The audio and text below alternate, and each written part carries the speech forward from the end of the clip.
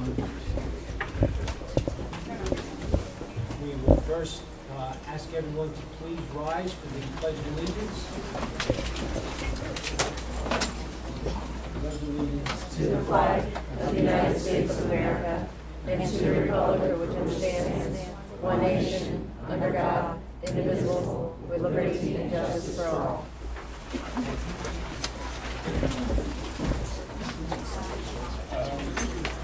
Mr. Benigni, Mr. Ramirez, you have the roles ready for the various committees, okay? Yes. All right, good.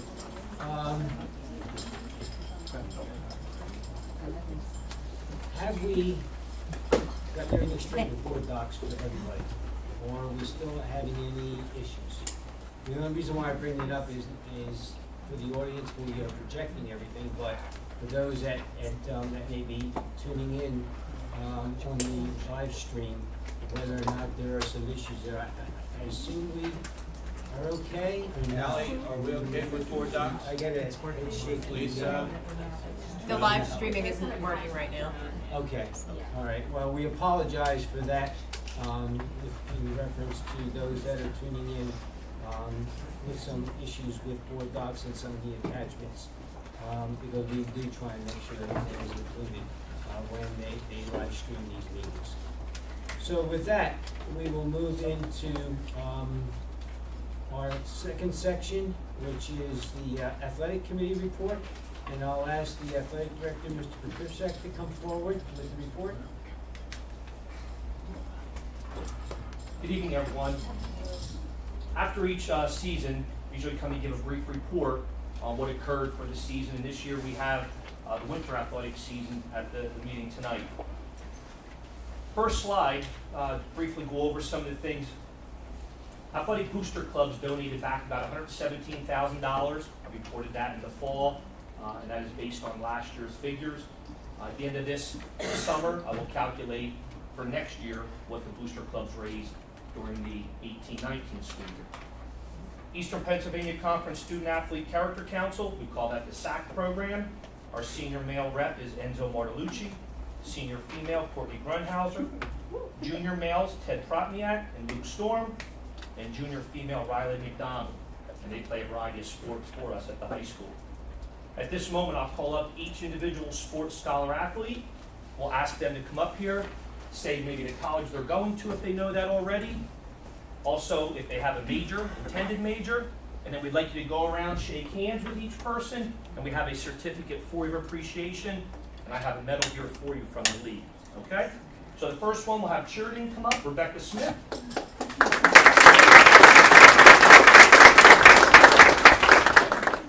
ahead, Rebecca. I'm going to Newport University to study speech language. Congratulations.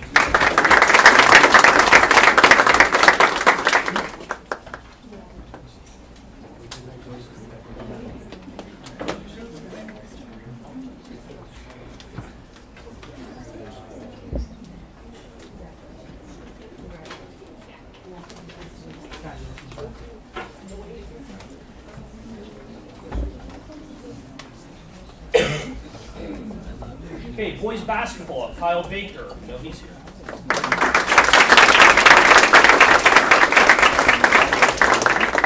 I don't know where I'm going to college yet, but I will be studying sports management.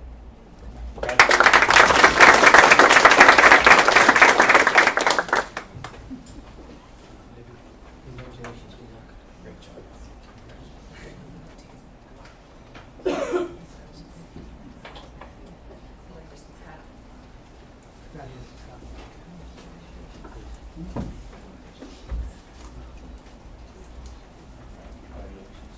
Girls basketball, Addie Morse. I know she's not going to Lehigh. Go ahead, Addie. I'm going to either Scranton or Monmouth to study digital media and communications. Congratulations.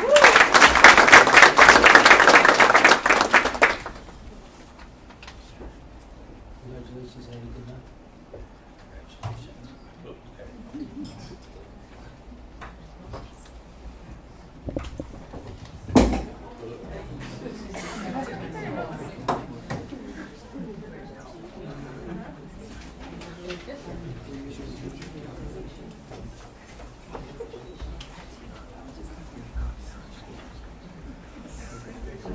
Boys swimming and diving, AJ Dorner.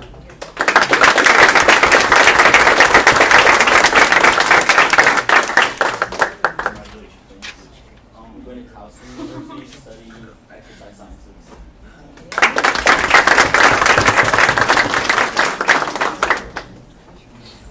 Congratulations, good luck.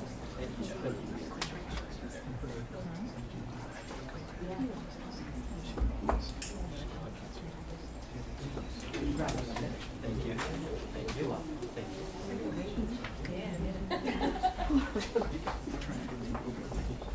For girls swimming and diving, Darian Russell.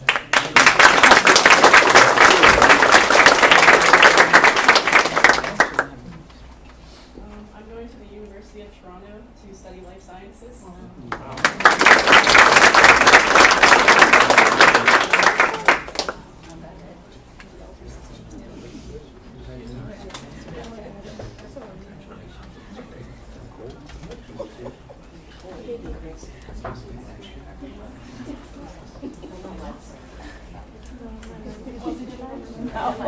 Oh, Darian.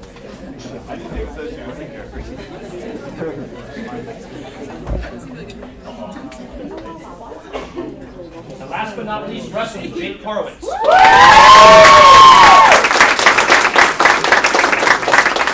I'll be going to Drexel to study biology in the pre-med program.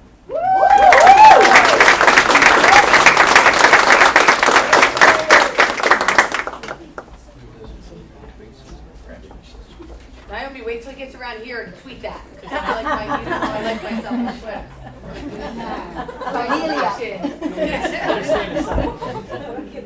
Oh, now you had to do that, you fucked me. Right?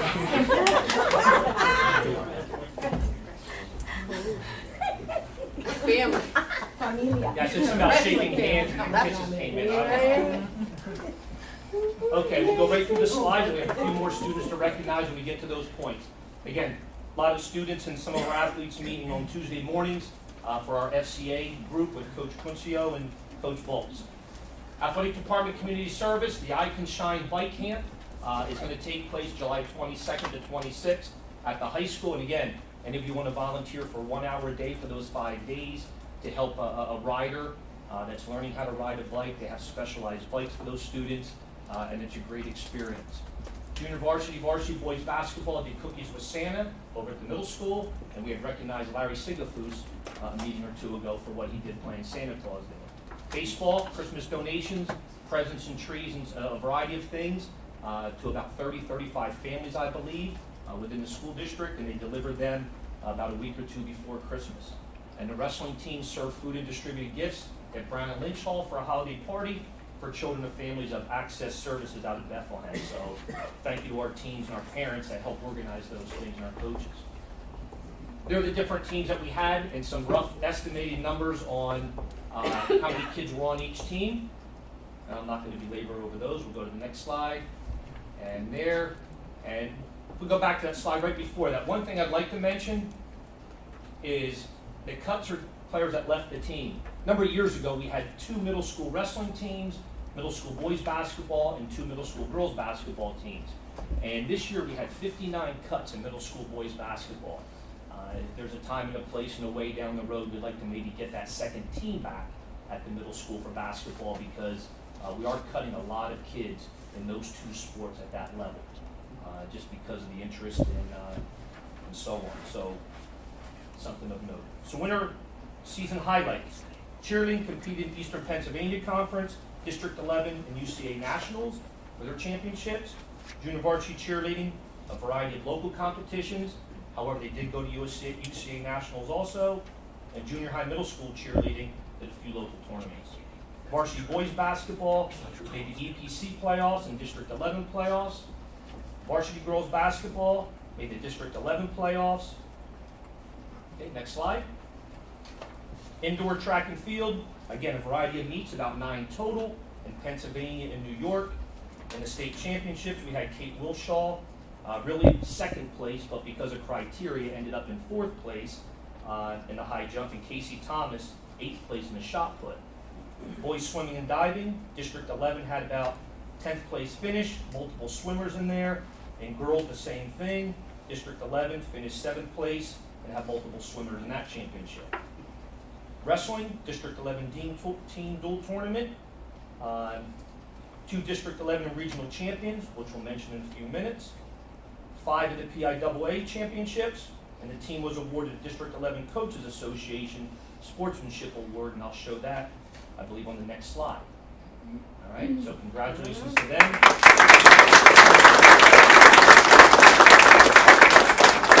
Coach Bill and I will find a place to hang that in the gym or the wrestling room so others can see that. And I know all the team members and all the coaches were not present when they brought that back, so they weren't all present. We wanted to have them in there, but we had to try to get a picture if possible. Fall Athletic Awards. After the fall presentation, Bethany Hall received the Lehigh Valley Girls Soccer Scholar Athlete. That is out of approximately the local 43 high schools. So she competed in that, representing Easton, and she is only the second girls soccer player that we are aware of that won that. So congratulations to Bethany. She is here. She can come up.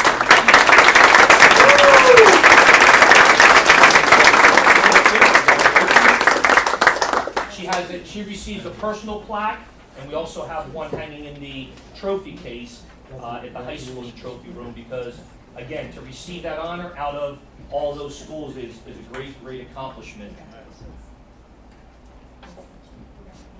A lot of our sports do that. They have a regional event for scholar athletes, and that's a heck of an accomplishment to win that out of all those schools. Congratulations again. Braxton Appello Freeze, you can come up. Okay.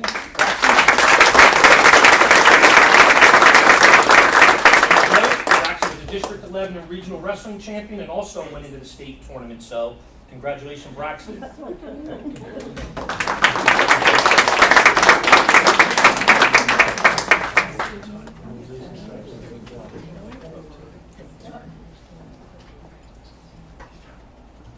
Andrew's name is officially down in the wrestling room, hung up on the red plaques that are down there for district and regional wrestling. We got those hung up this morning. Okay, Dominic Falcone. Okay,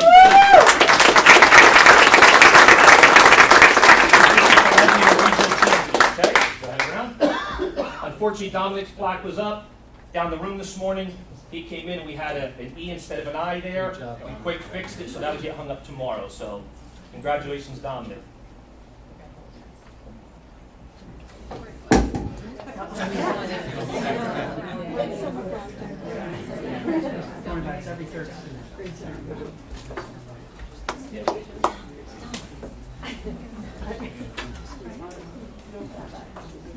Braxton and Dominic were also state medalists, besides being regional and district champions.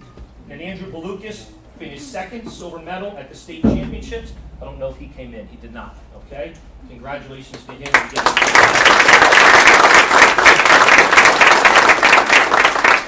And Kate Wilshaw. I don't know if Kate came in late or not. Okay? Kate also finished, like we said, second, but because of criteria, received the 4th place medal at the indoor state track and field.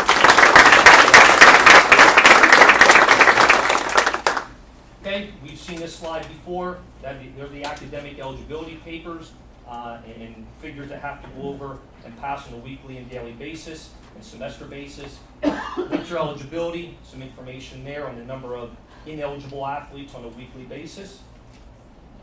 In out of school suspension of athletes, academic issues. I had about 4 meetings today with students that are on the academically ineligible list to try to get them eligible, on how we can help them, try to get them some help with classes, make up some schoolwork and so on, so I meet with them. Again, some teams are doing a team study hall, and again, varsity JV football had 0 for their season in the fall. This is the same slide we went over after the fall season that Mr. Cup put together, and after this school year is over, we'll calculate the figures for this year, comparing the athlete with the non-athlete, and what those grades and GPAs look like. And there's a graph or chart to display what those figures are. Sports medicine department, 431 athletes were checked for the winter season. Impact test, we had 81 of those done. Average evaluations for student injuries at the high school, about 13 a day. At the middle school, about 11 a day. And again, we're working for about the 5th year with East Stroudsburg to get student trainers at the high school to prepare them for when they go into the workforce to be good trainers. So thank you to East Stroudsburg for that collaboration. St. Luke's, in our 6th year with them, they provide a variety of trainers to us. They have some of the physical therapists come to see us and doctors on a Wednesday. That saves our student athletes some money, helps them get appointments a lot quicker with injuries. 23 Bollinger insurance forms were completed for injuries in the winter season. And again, James Farley continues to help us with our weight room. There are about 15 or 16 student athletes that sign their letters of intent where they believe they're going to go to college, make the commitment to go play athletics at those colleges. We did that signing about, I want to say, February at some point, and the next one will probably mid to late May. Mr. Geiger and I are working on a date for that, so we hope to have another 15 or 16. We average about 30 to 35 a year, anywhere from community college to Division I athletics. And that is a picture of that group of signees. Our Wall of Fame banquet, finishing touches are being put on that, April 27th. If you need information on that, please let me know. We can get that to you. Service Electric TV2 Sports Challenge Series in the fall, Easton went 7-1 against that team across the river. In the winter, we went 1-4. So we have 20 competitions against them, and right now Easton is winning 8-5. This is the closest that's ever been in about our 5 or 6 years that we've been doing that. Some department revenue to date, we're at about $185,000, give or take. We're still finishing up and working on the final figures for the Thanksgiving Day game, along with Phillipsburg High School, and we will usually average about $200,000 in revenue, variety of all the revenue in athletics, and we'll be very close to that again this year. And then special event, that's broken out just to show you that we do bring in some money from other non-ticket type things, but that is included in that $185,000. That concludes my winter season report. If anyone has any questions or comments, I'll be free to answer them. We've added a couple things along the times of doing this, so it gets to be about 20, 25 pages, and Mr. Geiger was teasing me how long I was going to take tonight, so. No questions? For Mr. Patricia? Thanks, Jim. Certainly, Jim, thank you and your department. But also congratulations to the student athletes here in attendance this evening for your accomplishments in reference to your sport in and of itself, as well as your academic accomplishment. It goes without saying, to be a student athlete is a very difficult task in this day and age, and a lot of respect and credit goes out to each and every one of you for that undertaking. Congratulations also go out to the parents. I mean, for a student to be successful, it's a large support group that has to be involved here. And certainly the parents play a key role in supporting their children, in supporting the athletic programs here in our district. And finally, thank you to all of our coaches. Without a doubt, coaching is a commitment that takes a lot of time, a lot of energy, and a lot of effort. And sometimes, that goes unrecognized. So I just want to take this opportunity to thank the coaches as well for everything you do for the students.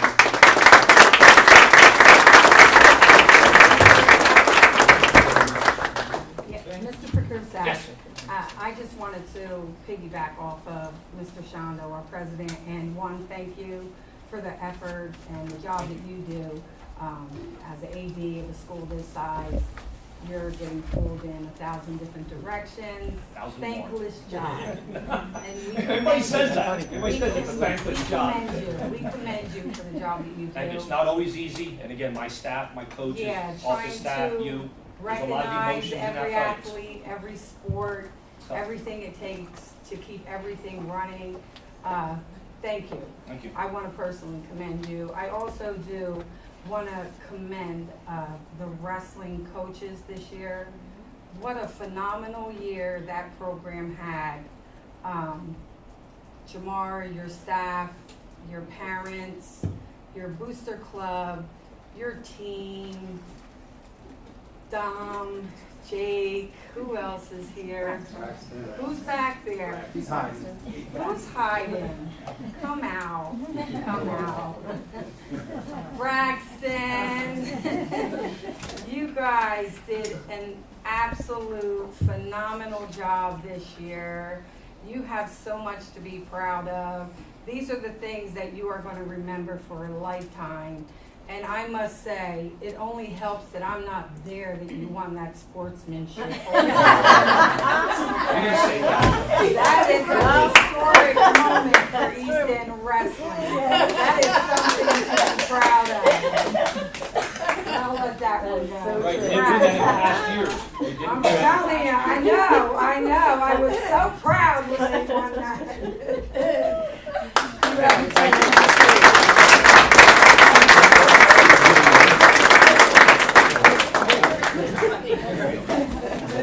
Once again, thank you, everybody. We have no items on the agenda. Our next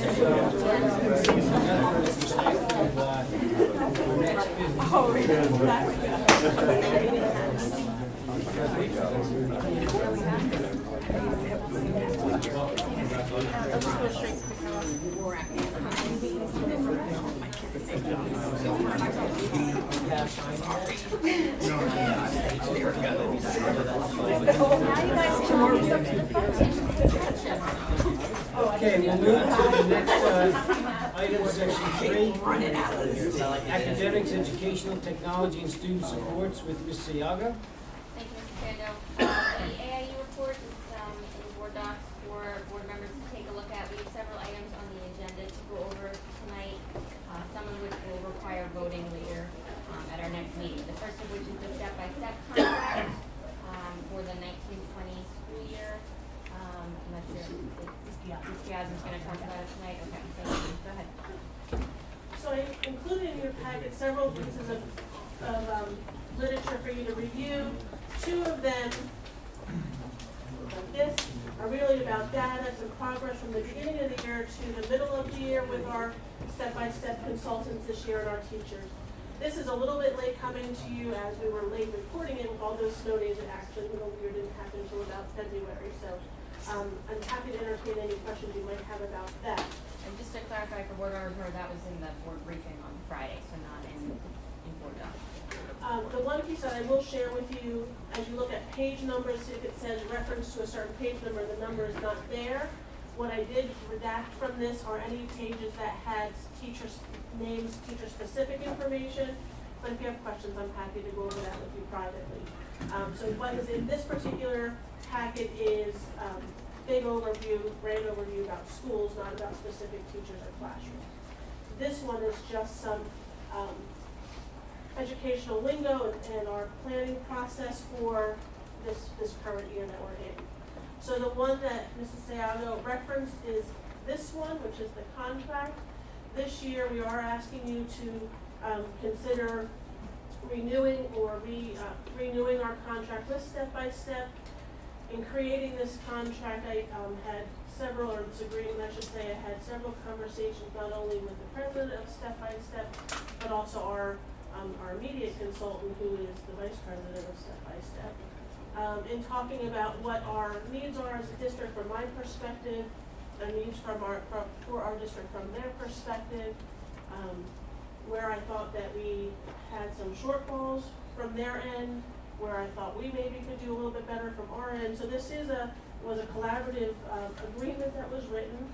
I kind of at home had a brainstorm, wrote down the things that I thought were necessary. I met with our elementary principals, shared with them my thought processes, asked them for their thoughts. I did ask them for a recommitment in terms of, do they still think that this is the right process for us? I will say, without fail, every administrator agreed that we're still on the right path with this. And I'll come back to my thought on that. I also had that same conversation in a meeting with all of our interventionists, who also agreed that this was the right path. Both groups of individuals had some comments for mostly efficiencies that they think we need to find within the process, either through our consulting firm asking them to tweak some things with us, or within our own practices. And those were certainly shared out with the firm that we're working with as well. as we laid out some expectations. So what you see before you for next year, should you approve it, is really time with the consulting. I got a little bit more specific with them so that we didn't lose sight of it. The consulting piece with me was central office, which would include myself.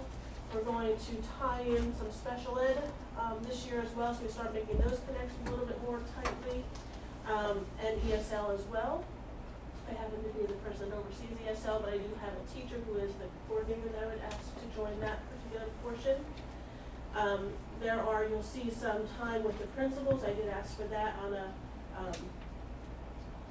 equates to about every other month with the principals. I think mine equated to about every 3 weeks. Theirs was every other month, and the interventions on opposite months, so that we have a full complementary of professional dialogue and planning and conversation.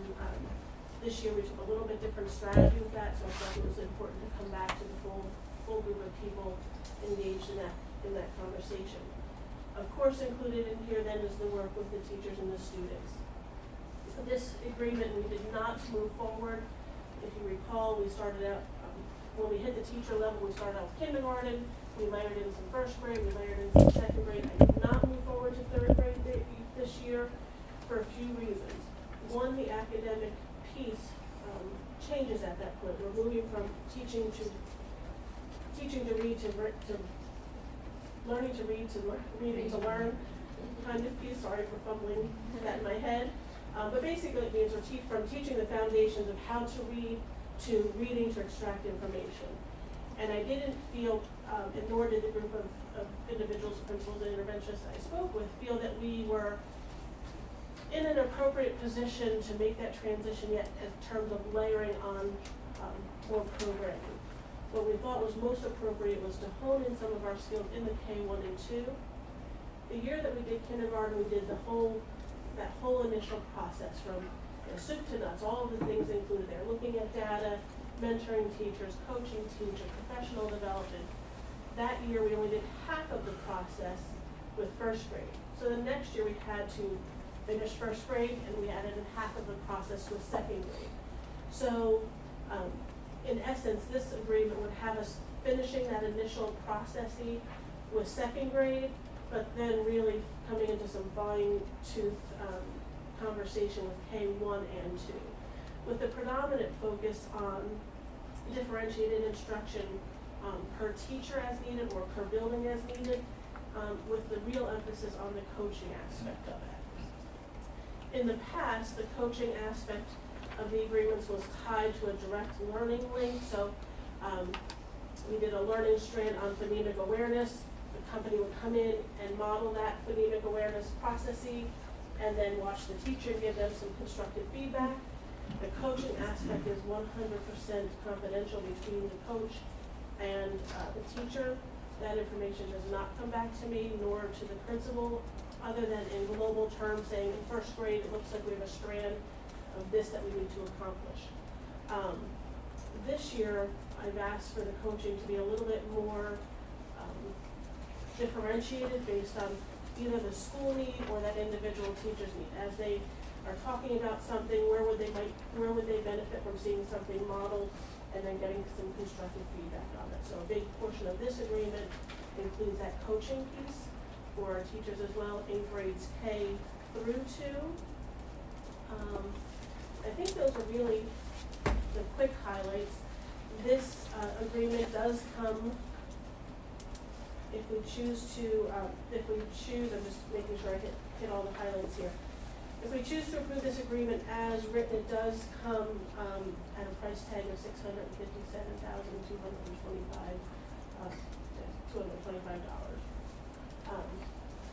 So obviously it takes lots of consideration on your part to make sure that you're comfortable with the money that we're choosing to spend or not choosing to spend. I will tell you from my perspective, I do think it's the appropriate decision for us to make as we have only begun this process. And I do think we need to at least finish this strand out, and possibly we'll have to reevaluate, but possibly go into that next level of third, fourth, and fifth grade for a year or so. I can tell you that While you're going to see some variables within the data that you look at or have looked at in terms of our success rates in K compared to 1 or compared to 2, I will tell you that I feel like we are certainly ahead of where we were a few years back prior to starting the process. And I know that I've said it more than one time, it can't contribute all of that success or lack thereof to one factor. There are multiple factors that come into play with that, including things such as the weather this year when the coaching happened versus the learning, including moving schools, including teachers who are new to a grade level or new to a building, including the positive end of it, adding all-day kindergarten, having some consistent teachers. So there's lots of strands that come into this data, not least of which is the efforts of our teachers. They certainly have put a lot of time and effort into this. I would say that there's not a single teacher who is digging their heels in. There are certainly variables on how comfortable people are in their learning, in their learning of this particular process. The biggest shift in philosophical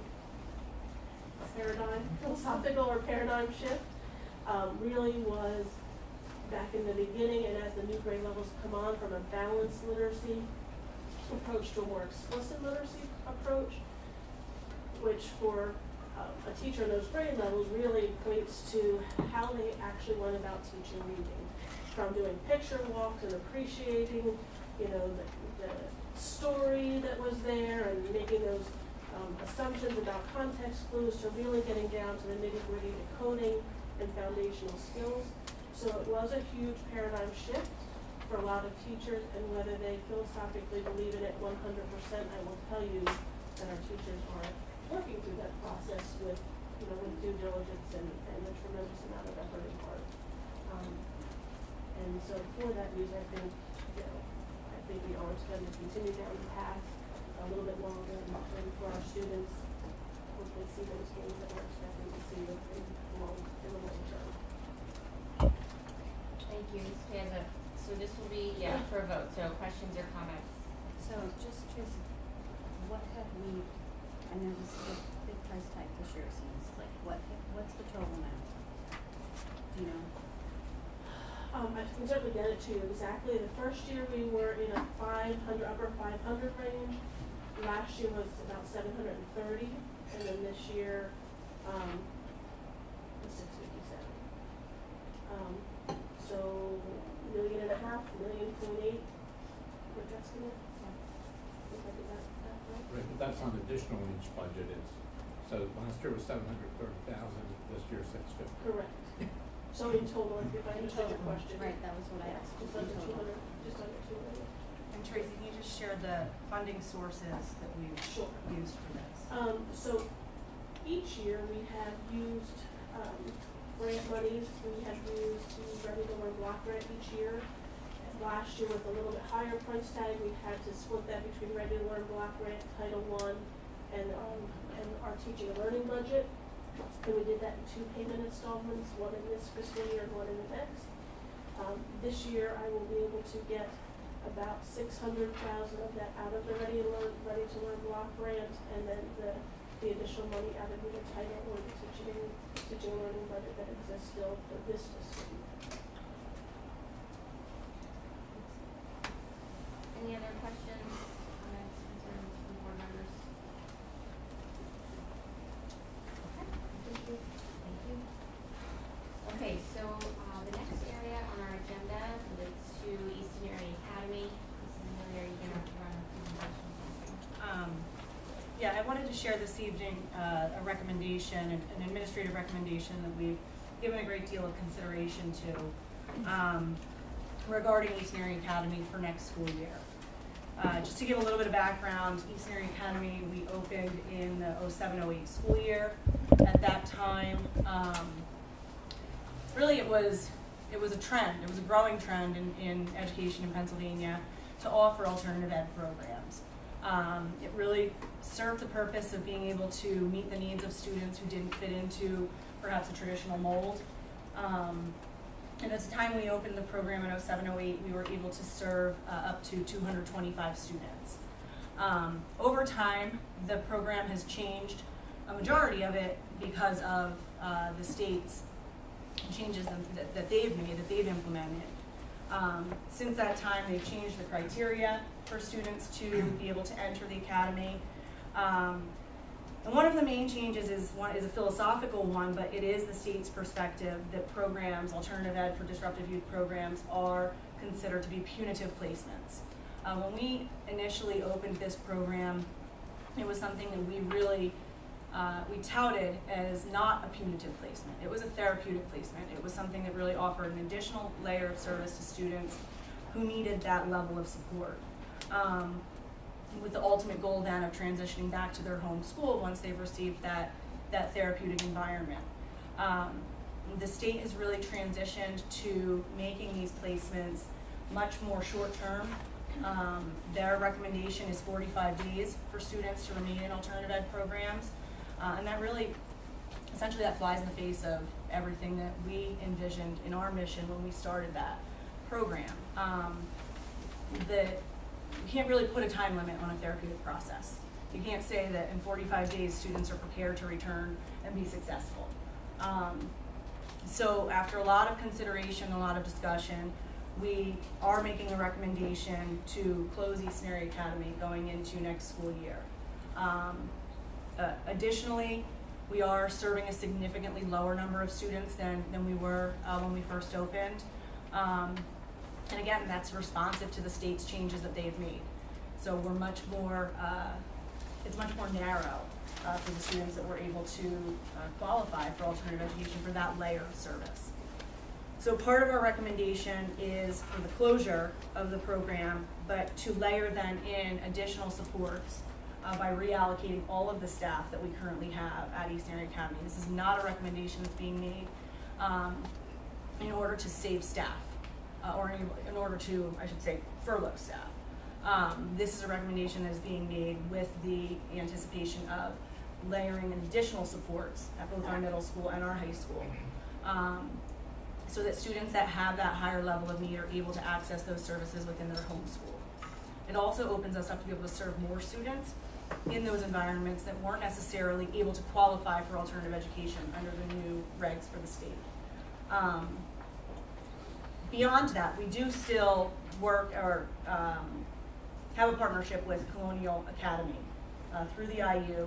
When that program opened about 10-15 years ago, all of the districts in the IU bought a certain number of slots, and we have to pay for those on an annual basis, regardless of if we're using them or not.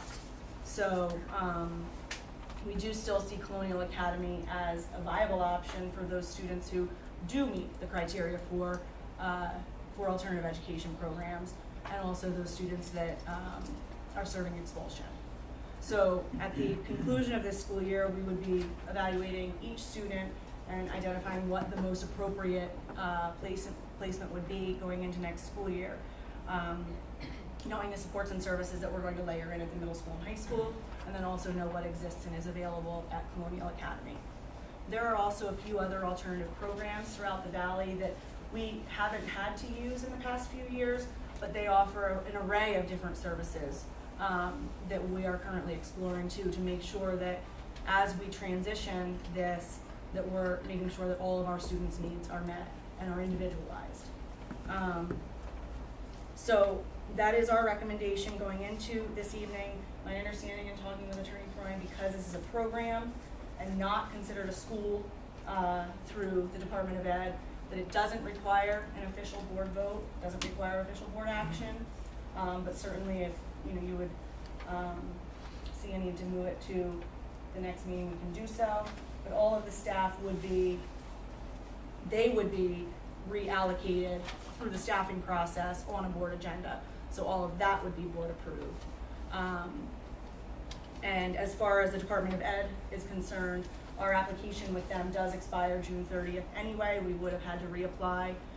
So there's nothing for us to do with regard to the Department of Ed as far as notification. Our lack of application would be their notification. That's right. It's not the closure of the school. Correct. So mentioned the correct, missing. So I will open to any questions. Just one, maybe I missed it, with the IU, you said there were 35 Yes. slots, and then I understand that, it's just, I think I heard this before, we can leave the allotment for the other sending schools, we can lease more spaces if we need them. We can either lease more spaces or we can lease spaces. So yes, Okay. any unused, we can lease, and we've done that in the past. Okay, Or we can lease them from other districts if they are not using them. okay, On an okay. annual basis. Okay, thank you, I just wanted to clarify that, thank you. And you'll be discussing how we're hiring the support team to Yes. from high school. And I had sent that in the briefing on Friday and and we've spoken with the staff regarding that as well. We're going to continue to evolve that conversation with the staff at the academy presently to make sure that we have their input and feedback as we layer the supports back in. Any other questions or comments from board members? Just for myself, I think it's unfortunate but necessary, just given the requirements from the state. I've always thought that this program was an excellent way to provide that therapeutic support, and it's just clear that we're not able to do that anymore. So, we will have to adapt and look to do that in the next one. Okay, so thank you very much for that. Okay, so the next item on our agenda is for voting at the meeting. And just because it's for voting and it's a contract, I wanted to put it on the agenda in case there are any questions about it. This is a service that we have used. This attachment did not load into board docs, but this is a newly emailed. It's not, mine won't open, I don't know if it mine. No. You have to re-sign in. Yeah. Oh, okay. So you can re-sign in, or it was emailed to us as well. You emailed. Yeah, for you to review. Start the process. Mrs. Amelia, was there anything you wanted to highlight or point out Just- in this before we? Sure. Essentially, that this is the same agreement as we've had for the past decade or so. But the change here would be the addition of the delegation agreement. Mr. Moyer is in the process of selling his business and to a new proprietor during this contract. So the delegation agreement outlines that all of the transfer of rights through that process. What's really important here is knowing that the David A. Moyer Driving School is grandfathered by the state in order to be a direct licensing company. So they are able to directly license students, the students that come to their school. Then those students don't have to go then to PennDOT and go do their test. They can do it directly through here. So if we were to let this contract lapse in any way, we would lose that grandfathering.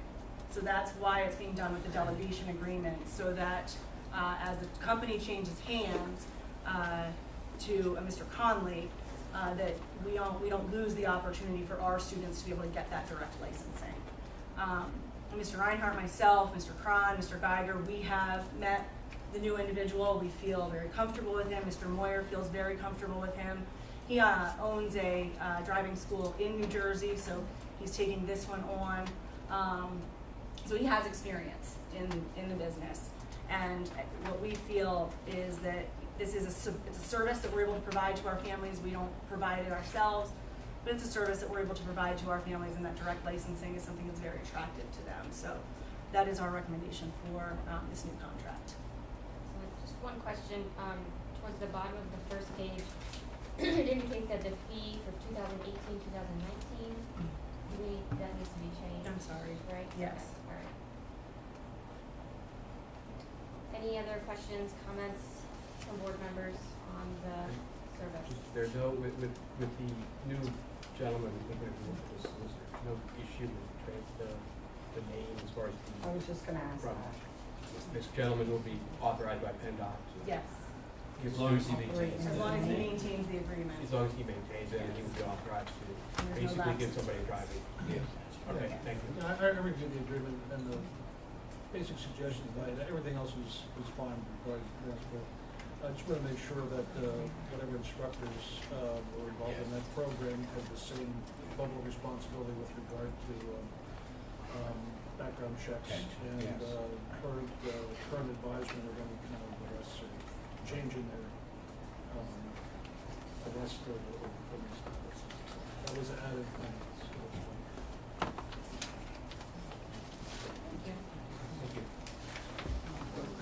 Okay, so the next, and that will be a vote again, but the next item then is, to, I guess, go back and continue the discussion that we had started about the middle school iPad usage. There had been a question or a comment last month about, whether or not middle school students should be able to take their devices home with them.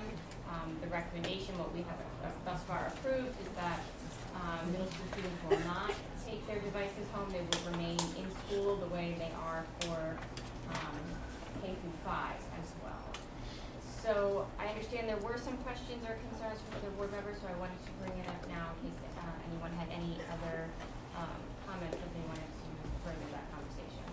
Meg, I actually asked for that, and the reason being is really looking at more of a comprehensive type of plan, such as you start at the high school, and we've been having, having the iPads there, they can take them home and everything.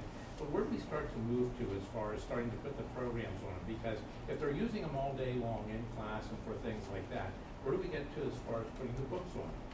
So that we're no longer buying books. Now, the cost may be comparable and everything, but when you start to transfer, when you start to move down then into the middle school level, again, something similar to that same type of thing.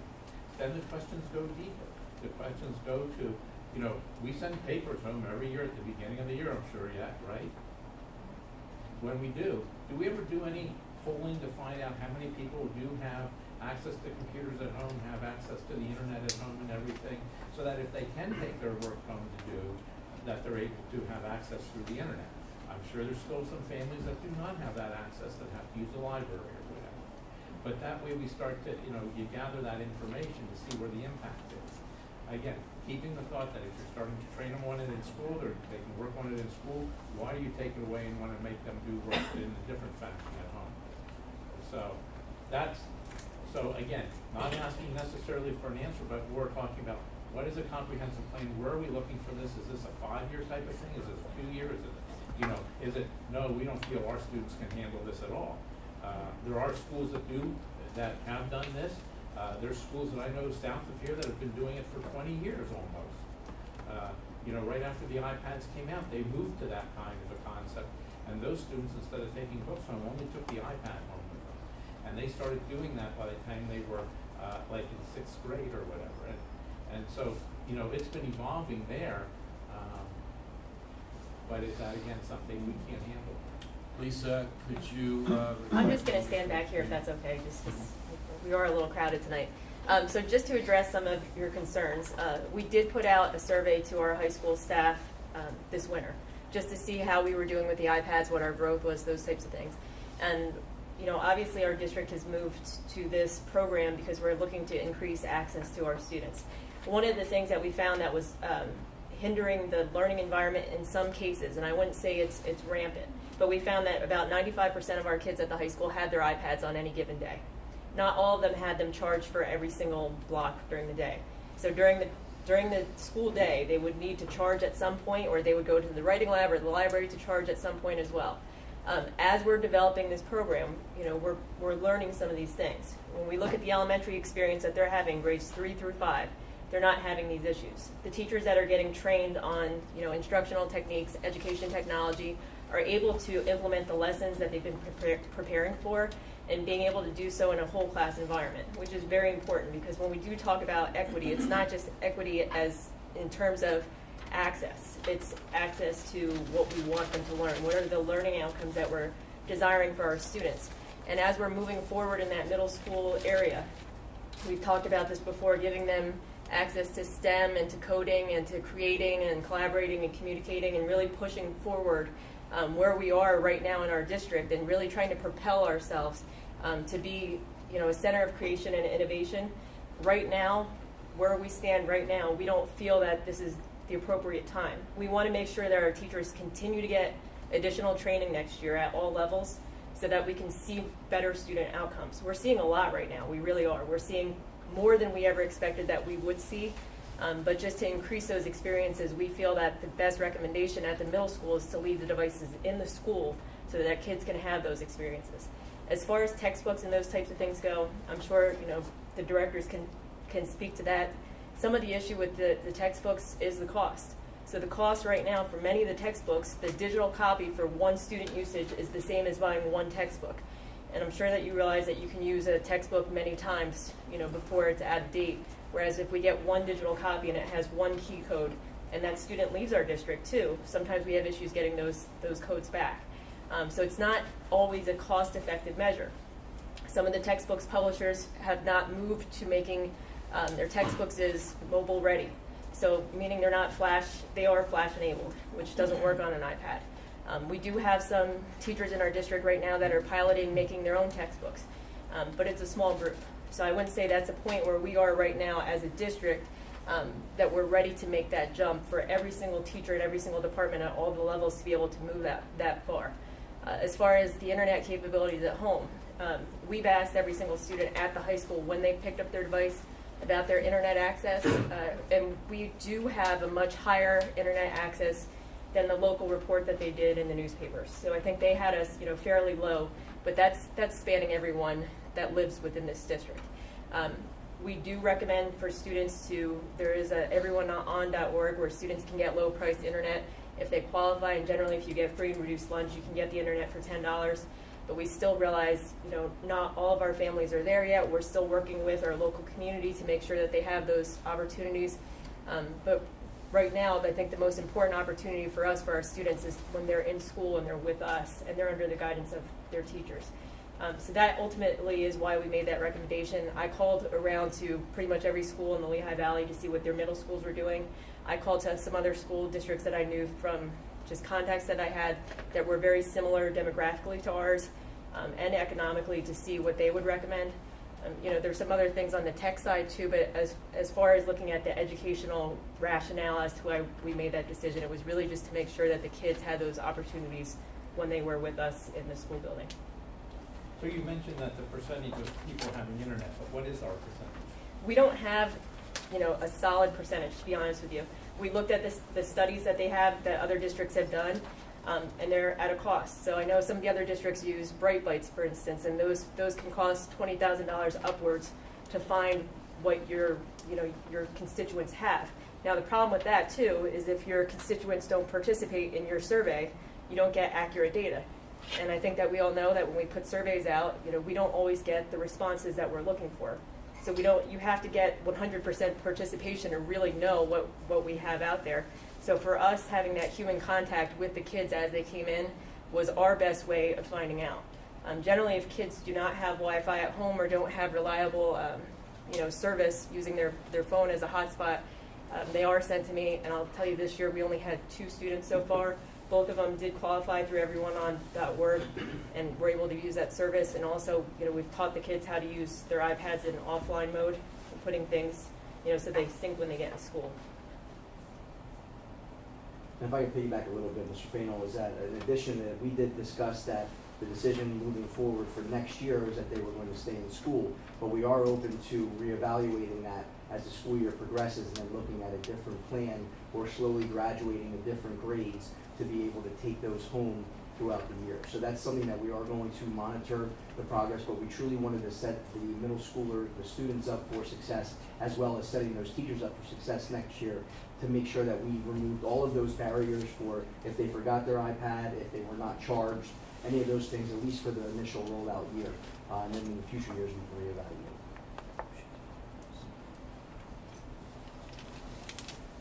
Thank you. Any other questions or comments on that topic? Is there anyone from the public who would like to be heard on any of the items from this portion of the agenda? The academic committee. Okay, seeing none, we will have 2 items to vote on later this month: the step-by-step contract and the David Moyer driving school contract. That concludes my committee agenda. Mr. Chando, thank you. Thank you, Ms. Iago. Mr. Snyder with Budget and Finance. Yes, thank you, Mr. Chando. We have a couple items under here. First up is our representatives from CIT are here to present their budget for 1920. The floor is theirs. Thank you. Mr. Curran is going to pass one more item out, and then we'll get started here. Mrs. Jones? Yes. Before you begin, I would like to ask you to not utilize the information that you have on the inside of your cover sheet. Okay. I think that there was an objection to that graph, that chart, that pie chart, when we talked about it as superintendents. And I think that, how many other districts are you going to go to? Are we the last one? Yeah, we have Bangor yet. All right. Yes, I've done 3 that have. I would ask that that be removed from this. Again, just because I'm not sure that that is a fair representation of the information. I don't know, I just really have trouble with that information, okay? Okay, and you're referring to the illustration that takes the population of students at CIT and breaks it down if they're identified in special ed by percentage by district. Is that the one that you're referring to? That's correct. Okay, I just want to make sure that I was clear on which one we were referencing. Or are you referring to all of the special ed charts that were provided? Some of it's relevant to. Yes, some of it is. I'm just concerned that individuals, taxpayers, whomever, would see this information, would draw their own conclusions about, and I just don't know that we've ever had special education numbers audited and placed and displayed like this. I think it's certainly appropriate for us to understand where students may be going. I just don't know that that's fair enough to share openly, given the confidential nature of special services. If you understand what I'm saying. I think what would be interesting though about it, John, would be to see what percentage of our students, do we send 36%, is 50% of our students. They said right around 40% of the population of CIT students come from. Yeah, but see, that's exactly what I object to. And I object to talking about that percentage assigned to school districts, because our enrollment is far greater, I believe, than the others. Absolutely it is, yes. And that doesn't necessarily display that. And our enrollment is far more diverse than others. And I think that assigning this information could be very inappropriate for some people, drawing inappropriate conclusions. I would ask someone else if they would have thoughts on that. Even our solicitor. That chart on that particular page,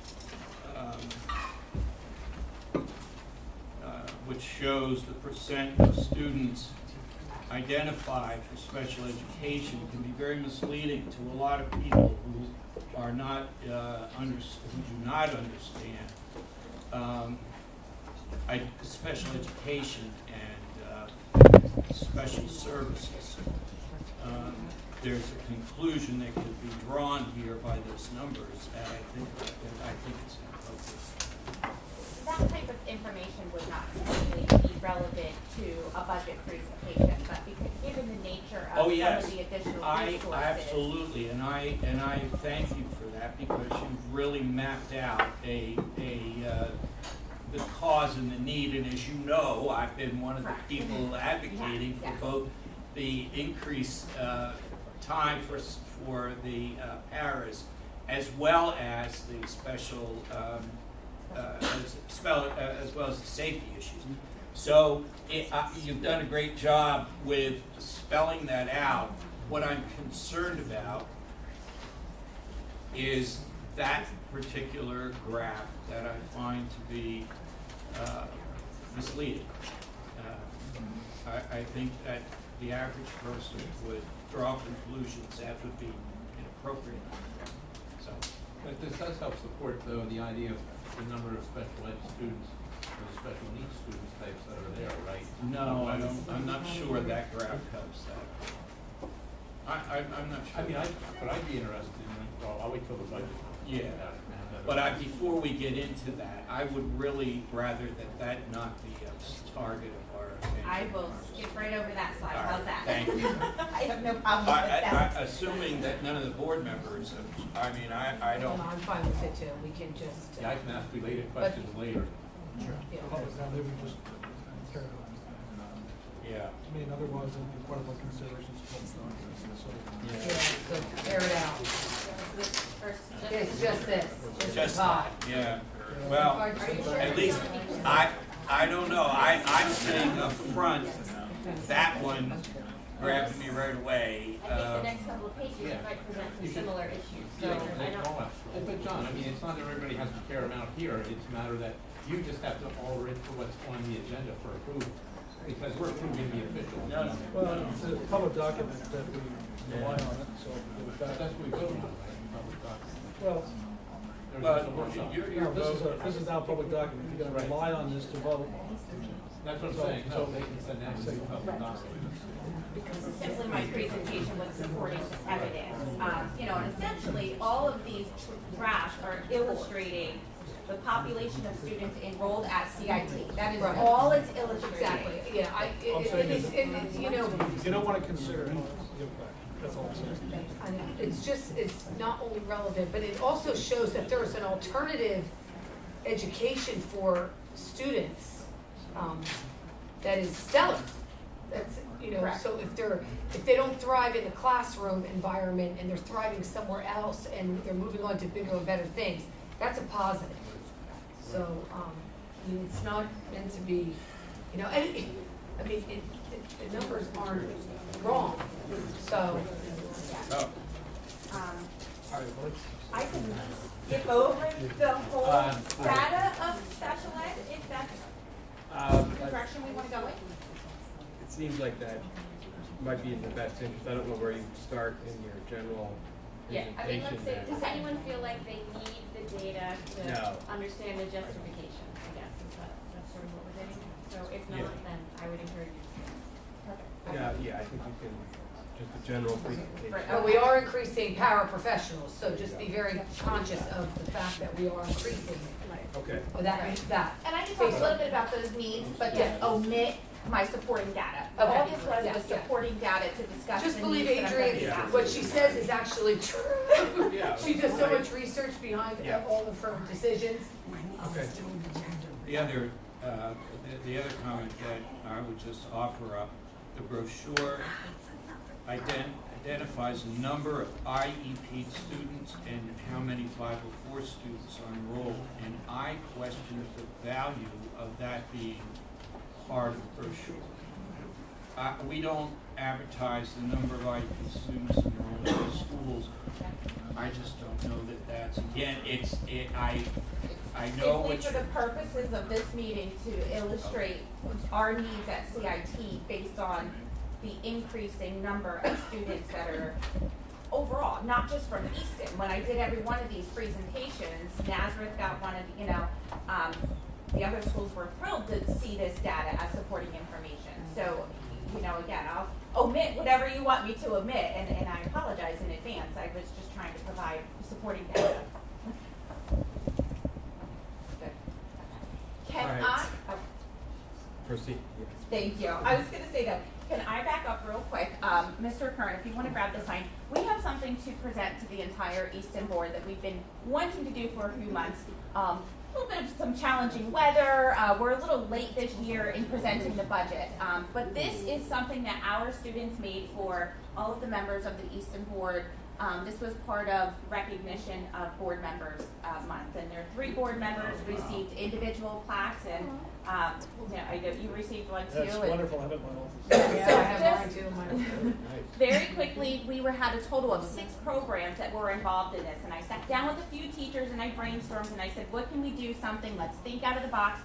We've been trying to do more co-curricular activities. You know, welding students typically fabricate things in welding, but how often do they walk up to electronics program and try to brainstorm together where they have to come across a problem and figure out a solution? It has not happened at CIT. So I sat with these teachers and I said, we need to find a way to make this co-curricular. When you go out in the industry, they don't just want a welder anymore. They want somebody who can do all the blueprint reading, who can do mechatronics and electronics and stuff. Oh, good, so you turned it on. So our construction wing did the backboards here, stained everything. The welding program did this using the CNC machine. We had CAD, did the lasering over here, and then all the wiring was done with LED lights with the electronics program. So one of the things that they said was the biggest challenge, because then I asked some of the students what was their challenge. Every logo represented a bit of a different challenge to try to hide all those wires and all the lights and where to place the lights. The other thing was the students did a process. You can see if when you look at it closer, this bulldog, it kind of has like some blue coloring to it. And there's a process in welding. If you take a torch, the longer you heat the metal, the colors change, and you know, it'll get a very deep blue color, a very red kind of rusticy color. We can't quite get the red out. But anyways, so when you take a look at this, every one of these are unique and authentic. This is the very first one we've done. Since then, we've sparked a lot of interest, asking if we could possibly do a fundraiser, and I did ask the members that represent your school to check with all of you if that's something you would approve. So we are working on a fundraiser to do a much smaller scale. It would be about a 12 by 12, and it's just the emblem with the E, with your school mascot on it. And we're hoping to start that fundraiser actually in May. This year, what we're looking to do is cut it off at 25 signs for each district, and so it'll be the first 25, but we would like to open it to the district administrators to have first options to purchase these items, and then after that it'll open up to public and parents, and then next year we'll be able to take orders that we can satisfy throughout the whole course of the year. So, and Steve, if you want to turn and let them take a look at it. You know, so again, great opportunity for our students to work together, but we really just wanted to do something to recognize the board members. So I'm hoping there's room in here somewhere. Yesterday was my birthday, so I'll you want it for your birthday. Well, I'll give you mine, but mine has my name on it. Happy birthday. Very nice. That's good. It's heavy. Thank you. But we are excited to get the fundraiser started. All of the proceeds are going to go to our student assistance account and really just help students purchase tools and uniforms, students who are underprivileged and don't have the means of financing. So, they're not going to be lit. These are very custom. We did these specifically for board members. If some of the administrators would like some customization, we can do that. But from a public standpoint of view, we're just going to do the backboard, and then the emblem will be attached to it. And I have to say, the students who did this, they came to board meeting and presented, and they didn't want to give it up. It was almost like they didn't want to, this was their baby. They created this, they brought it to life, and so it was great an honor. So. I bragged about it and I posted it somewhere and I, Yeah, you did. Okay. All right, so sorry to backtrack on that. I just wanted to give you that little bit of information. All right, so since we agreed to look past all the data, I'm just going to fast forward here and get to where. Okay. One of the things about this year's budget, there's two areas that we're going to be focusing on as additional needs. One of them is additional support for all students with a focus on students with special ed population, and that's because our population of special ed has increased significantly. And then the other area is the area of safety, and we're going to see that in a little bit with a recommendation to add a school resource officer to CIT. So again, I'm not going to read it word for word because you have the information right there in front of you. We historically have hovered between 35 and 40% of our student population identified with special ed. We are at 44% right now. We recently went through a Chapter 339 review where the Pennsylvania Department of Education came to CIT. CIT did a 3-day audit, and one of the things that came out about that is they're happy to see our enrollment at 44%. Because nobody says that the students who come to CIT whether they have a learning disability or not, nobody says that they're underprivileged or don't have the same advantages or opportunities as every student who comes there. However, we have got to provide more support for them. So one of the things that they recommended as part of the outcome of that review was additional support and paraeducators for students in the classrooms. Some of the reasons why is because we have to differentiate the instruction, and we only have 2 sessions. We have an AM session and a PM session. So ideally, if you had level 1 students, brand new learners to welding in the AM, and then level 2 in the PM, that would be great. Unfortunately, it's a 3-year program, and that's PDE approved. So in the PM, you have level 2 students that are mixed with level 3 students, and it does become very challenging. There is a significant difference between a level 2 and level 3 welder and what they're learning. So you have to think of the need for differentiating instruction, and our paraeducators are very instrumental in that process. The biggest one is highlighted in red, which is our safety considerations. Safety is huge. If any of you have been to CIT and come into our classrooms, you will see that there are weapons literally everywhere. And I say weapons in the form of nail guns, torches, gases. If you turn the wrong gases on, that could literally blow up a building. And I don't mean to be this direct, but I have to be, because it's safety is our #1 concern at CIT. So the higher percentage of our students that are increasing that need supports like repetition and review, how to set up a welding machine, they need a paraeducator out in that lab with them more time to make sure that they're setting up that machine the way that they need to, or setting up a tool, or they're up on scaffolding 10 or 12 feet at the house project. So there's definitely more need for theory support. You know, I've lately been referring to CIT as college for high school students. All of the curriculum in the 18 programs that we offer that are approved by Pennsylvania Department of Education are curriculum that is post-secondary ed. So what they learn in our programs, they would be learning, I'm just gonna say, at Northampton Community College in the entry-level courses. If they're going for graphics, engineering, and design, they are learning those core concepts, and the textbooks are written at a post-secondary level. So there is a huge need for additional support in the classroom from paraeducators, especially our students who have learning disabilities. And I know we're not referencing the chart, but one of the primary disabilities on that chart that had the most significant range were the students with learning disabilities in particular.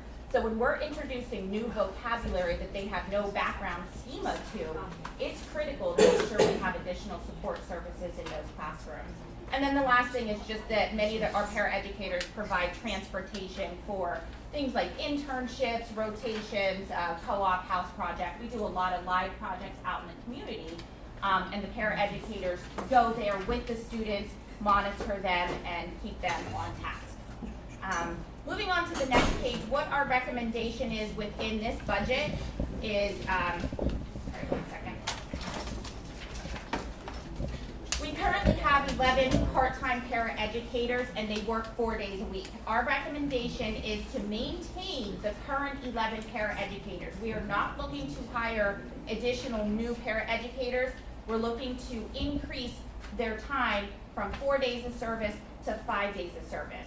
We are not looking to move them to full-time benefits, but it does increase their hours above that 30-hour threshold, and we'll talk about that in a second. So they'd be going from 26 hours to 32 hours. So essentially, we'll provide 11 additional days of support to students overall by this change. The benefits of keeping the current paraeducators and simply adding a day versus hiring new paraeducators is your obvious retention and longevity. Workers' compensation, there's less liability and less risk than hiring additional personnel to be in the building. This is a big one, you know, classroom stability and continuity for the students.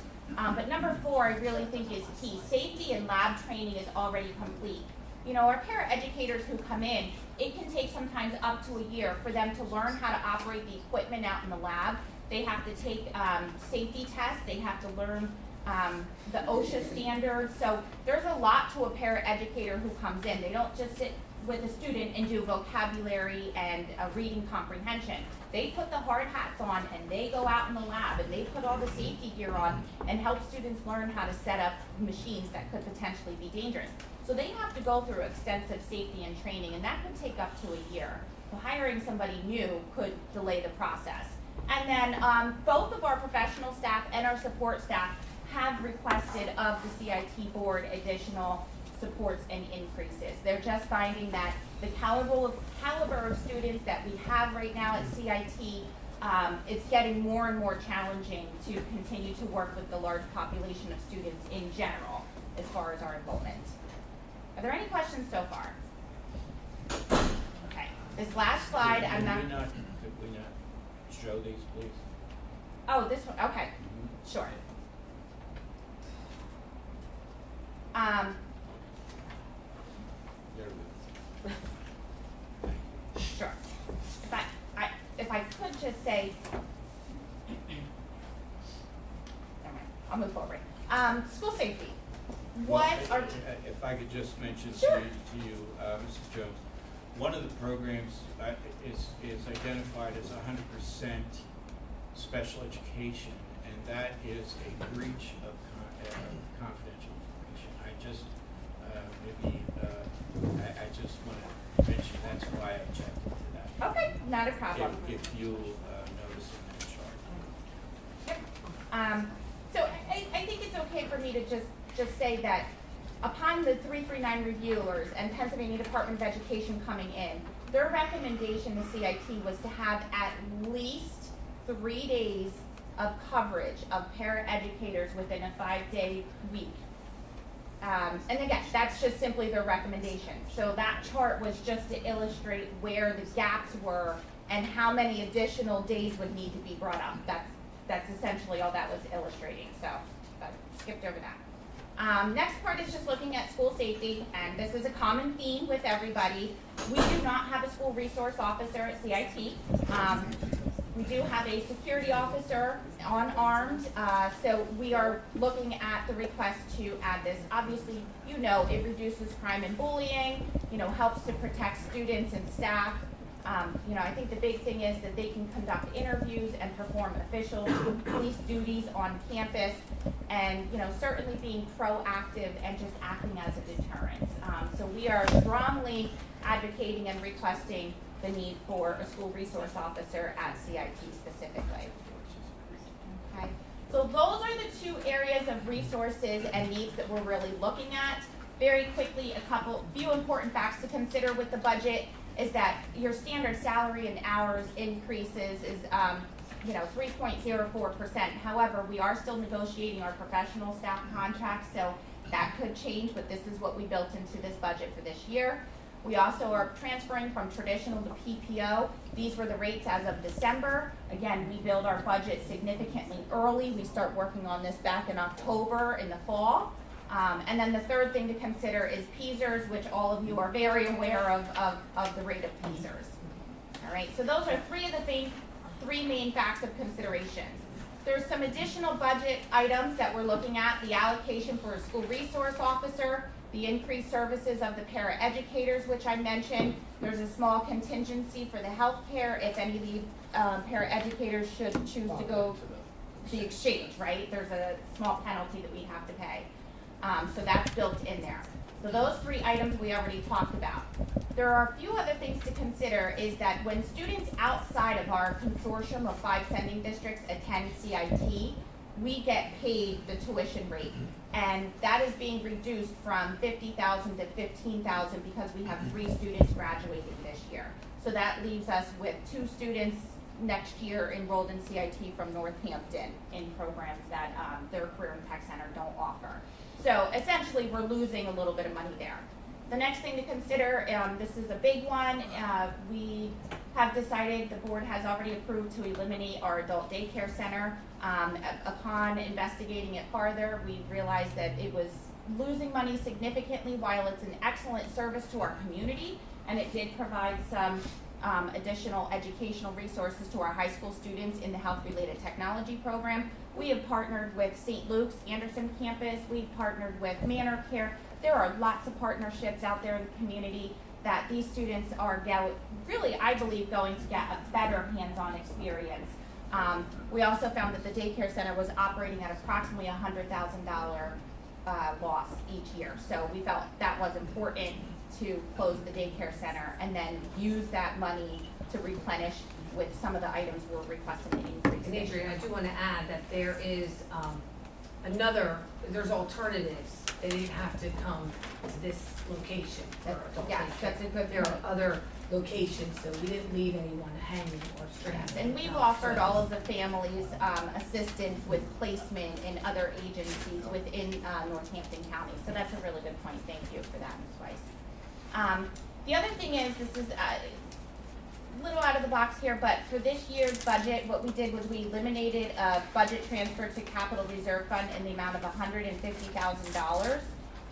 And I'll get into that in just a second. We decreased some of our equipment of $16,000. We've been applying a lot for equipment grants through PDE. Governor Wolf is very supportive of career and tech ed and seems to be increasing a lot of those equipment grants. So we were able to pull that out to help us balance the budget. There was a decrease in an additional budgetary reserve of $27.5. That was historically for our cafeteria that was not producing revenue. However, we've made changes over the last few years. We've produced revenue, so we were comfortable pulling that budgetary reserve line item out.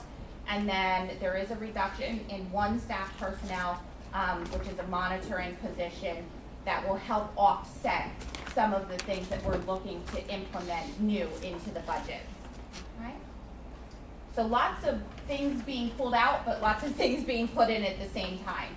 This is sort of that busy formula of how we determine what each district's share is going to be. 20% of the formula is based on eligible enrollment, and you can see I highlighted Easton's enrollment there, went up a little over 100. The next part of the formula is the 3-year average daily membership. These are the students who attend CIT, and this is the average of the previous 3 years. We add those together, that gives us a percent. So you can see where 2017 was and then 2018.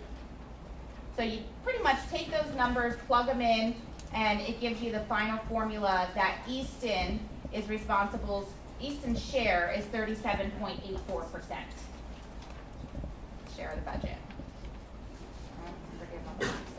This just kind of breaks it down a little bit more to show that there was an increase of 99 students. There was a reduction of 2 students coming to CIT.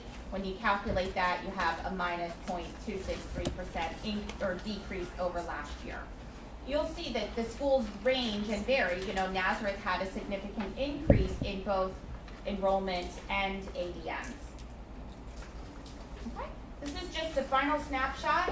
What our budget was last year, $9,312,700. What the proposed budget is, I want to bring to your attention that for the 1920, you see the expenditure increase is only showing $40,586.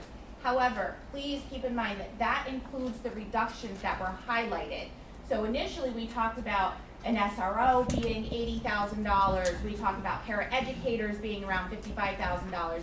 The increase in benefits, salaries. So all of those numbers add up significantly more than $40,000. But then keep in mind all of those reductions that were added to offset. So in the end, when you balance out those reductions, you get an increased expenditure overall of $40,586. While that gave CIT's budget a small increase of 0.44%, it still gave an overall increased budget to the districts of 3%. Because keep in mind, CIT's increase is based on our operating budget, whereas the percentage district increase is based on the local share and the debt service, right? And then this is just the last item. It really breaks it down by object code. Everything I've already talked about is in there, so if you have specific questions. But again, there were lots of increases, lots of decreases, so I just don't want to get confused with that $40,586 because obviously that wouldn't even cover half of the salary increases with teachers and all that good stuff that we all have to pay. So the last and final page is probably the most important page that everybody is interested in. And this is essentially what is the increased cost to the district. So you can see there, we take that formula, the roughly 32% that Easton's share is, We take the total increase and we divide it out by the percentages, so Easton's increase proposed here is $62,958.20.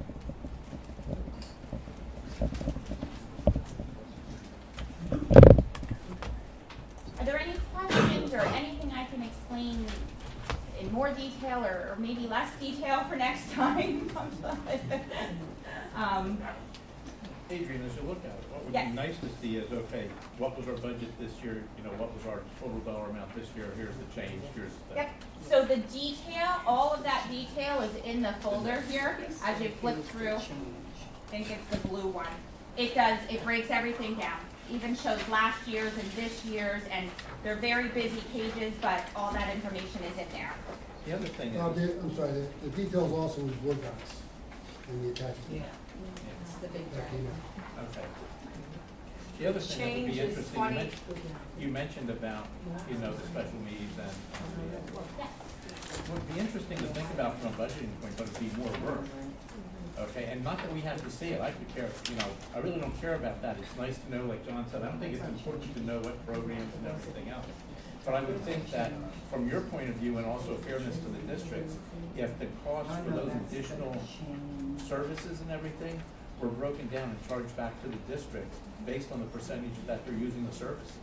I mean, that comes in similar then to what the IU does and everything, as compared to being, because I believe looking at this, it breaks it right now down just evenly based on the normal breakout of the district. Correct, right now it's broken down solely based on enrollment, eligible enrollment, and then the average daily membership from the past 3 years. I will share that there are more and more career and technical centers that are migrating to the concept in which you're describing, which is very similar to the concept of the Colonial IU. So it is certainly something to consider. This is done the way that our articles of agreement have been written many years ago and as per board policy. So you're certainly not off track with something that has been considered, but it just has been openly discussed yet at this point. Right. No, but you hear about that at other places and everything. So it's matters keeping up with the times as they're changing. Absolutely, absolutely. And again, my goal was just simply to illustrate to you that all of our students lead successful in one way or another, whether they're going right out into industry, whether they're going on to post-secondary. Many of them go into industry while going to post-secondary at the same time, and then some of them go into the services. So, you know, our goal really wasn't, you know, to represent that some are different than others, other than that there's a greater need based on the high level of students that are attending. Highest that we've ever had at 44%. There's a higher need for trade in general, Yes. the skill set, and our certification process has been second to none. We've Yes. increased our certification process, so students are, and we've increased our networking. Yes. So students are getting jobs right away. Yeah, It's I the mean, career signing 100% day of for- Easton students last year left with industry certification of some kind that was pertaining to their program, and we're met to PDE standards. So we can't just give any industry certification that we see fit. It must comply with PDE standards. 90% of students from Easton pass NOCTI. In previous years, we were around 84%, and we surpassed the state's baseline by 6%. So believe me when I tell you, the students at CIT are just overpowering some of these statistics, and it's very exciting for us. Thank you. Are there any other questions regarding CIT?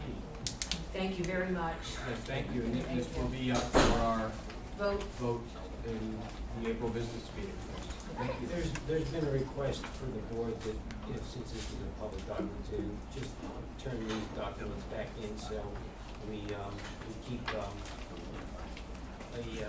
trail of where they're at. Okay.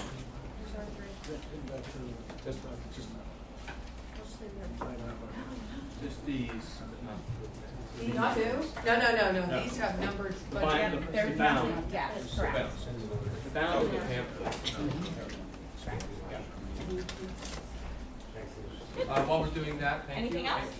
No, Thank you. Thank you, I appreciate it, thank you. And we can move on with the next item, budget. Mr. Simonetta. Okay, just an update, I'm gonna give, just go through a few, updated information a little bit. We'll spend more time talking about parameters. we stayed with the same expenditures that we presented last time. We're at $163 million, nothing changed there. What did change on the revenue page is we just reduced, I'm coming out now, as I mentioned last time and was able to manage it for tonight, is reducing the budget, the taxes by $500,000 down to 2.5%, but still able to provide the upper number on the staffing increases. So where last meeting we were at 3% with 9 staff and 2 technicians, we just took everything a step down. We're able to do 2.5% with 9 and 2. And we'll get into that in a little more detail as we move along. So what that does, if you look at the tax impact, basically that $500,000 loss in taxes resulted in $20 per year less for the average taxpayer. And then as you go down into 2.25, 3.0, 1.8, you see all the way to the right is the revenue that we would lose by reducing the tax that we're going to present or approve.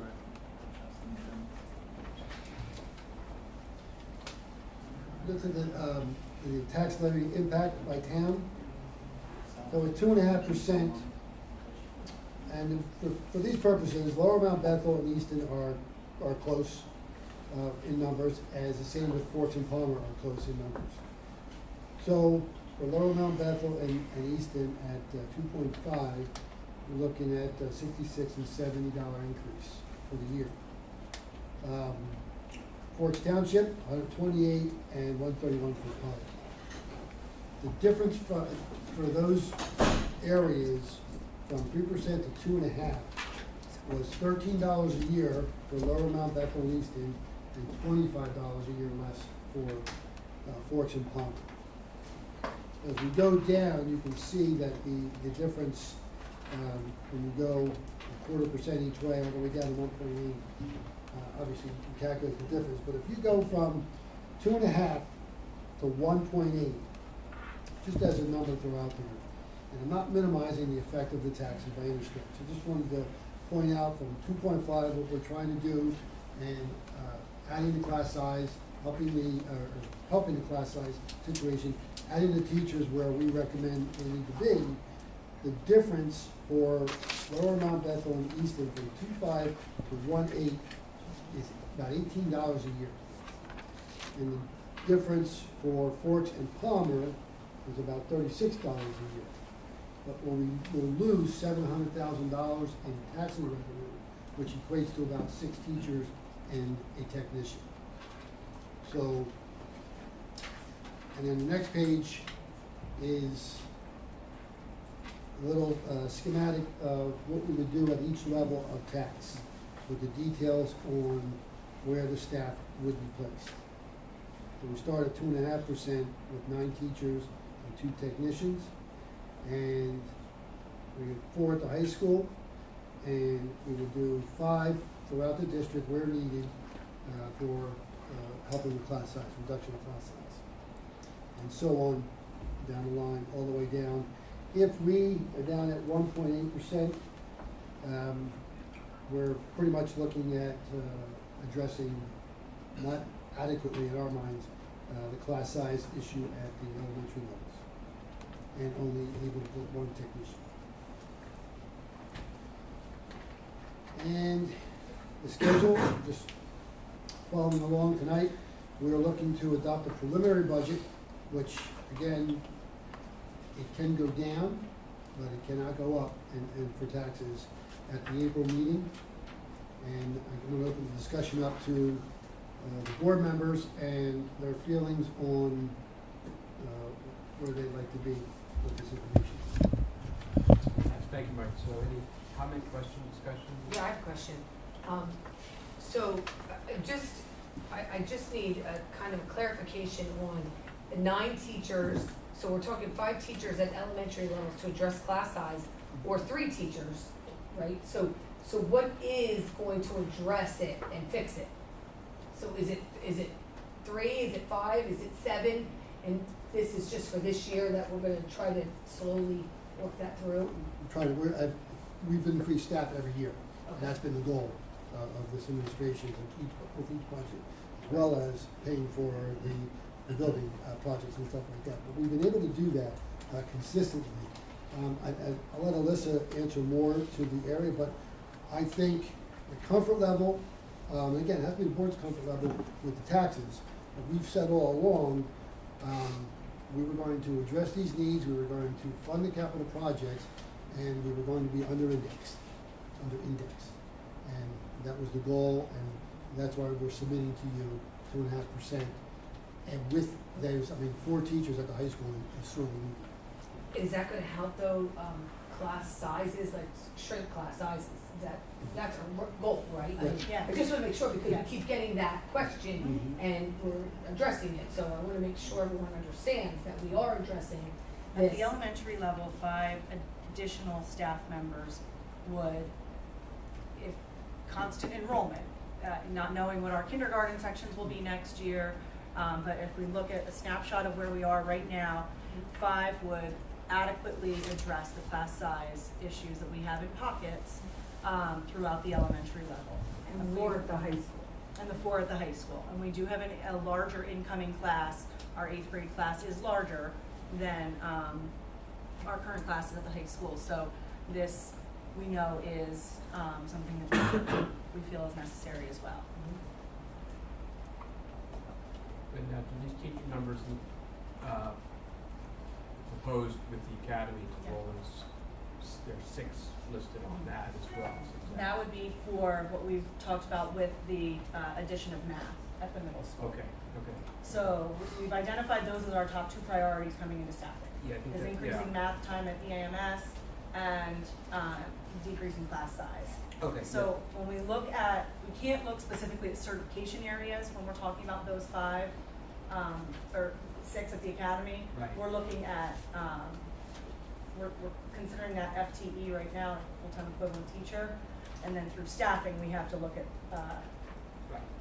certification areas. Right. But that accounts for our needs at the math at the middle school, and then this would account for our class size concerns at both the middle, or at the high school and the elementary level. Okay. I didn't notice the map there before. Okay, thank you for. Sure. So Mike, we were at this year 155 million roughly for the budget. If you, and the only increase we're really adding would be the 9 teachers or whatever number of teachers. So what is the difference in cost that we're going up just based on if everything else is the same? 6 million, 7 million? 155 to 163. Yeah, but that includes the teachers. So if you back the teachers out, the teachers are $1 million. Then you're saying our current expenses. Backing all 9 out? That's what you have in the 163? Right. Yes. So back 9 out. Right. So 9 and the 2 technicians is probably a little over $1 million. So we're saying just our base expenses, keeping everything the same, would be going up roughly $7 million. Correct. And that's with some revisions, because if you remember that slide from last time, there's increases for almost $9 million with salaries, benefits. So you take $1 million out of that 9, still an increase of $8 million. Right. Just being status quo. I really appreciate this graphic, which I think makes it clear what we can really do with that increase, at each of those different levels. I can't stress enough how important it is, I think, to go with the 9 teachers that are needed at all of the levels. And I really hope that other members of the board feel the same, and that if you have concerns about those numbers, that you talk with individuals here who can give you some more information if you need it. Mike, our increase for this year was what, 2.25? The index? No, the increase in the budget that was approved by the board last year. Yeah. The tax increase Yes. was, I think it was 2.25. it was, ended up being 2.25. And then there was a small percentage added on with the library. With the library, Yeah. bumped it along. and now your recommendation is 2.5 up a quarter. Let me add this, before you go. I just wanna Yeah. make sure I'm right. No, you're right, that's right. And if you remember, I also mentioned about the ratables that come in at the end of April or May. And every year they, from the original number that I get in November, it does go up, which will reduce the end result of the tax levy. And I can say, that, we've talked about that, and we wouldn't be coming back and saying, oh, we're gonna use that money to get more, or put more things in. Whatever that comes in at, whatever that reduces the tax levy, that's what we would go with. So I fully anticipate by May, we can do the same with less than, now, we'll go down to 2 1/4, I don't know, but we can do the same, and it will be less when that number comes in. Yeah, I'd like to see it 2 1/4, actually. Yeah, it's difficult to try and what we went up with this year to go even higher for next year. It's just difficult for people. I think though it's important to point out what we're getting for, like this year we added, how many teachers? 4, 5? So now we're talking, we're gonna be able Almost to double. add, 9 Almost teachers double. when we hear regularly at our meetings how much that is needed, and I hear it regularly as well, and I feel Although if you strongly look at the on that. difference between 7 and 9, we're still hiring more teachers, which I think is a positive. To go at that high level right off the bat, I mean, we gotta reassess, we have to reassess. We have class sizes that maybe are a little too large, but we have to see there's people, moving in and out of the area. I mean, we assess it, I think Melissa, you assess it very closely, and John. I mean, I don't know, I just think for 7 teachers, I think you're getting a bigger bang for your buck at that. For 2 more, you're going up a 0.25, and the dollars show, you're going from 6.51 monthly increase to 7.34. I think that's a fair assessment. Then all the way to 8.16. I just think that 2.25, mathematically looking at it, is just a much better pill to swallow, if you will.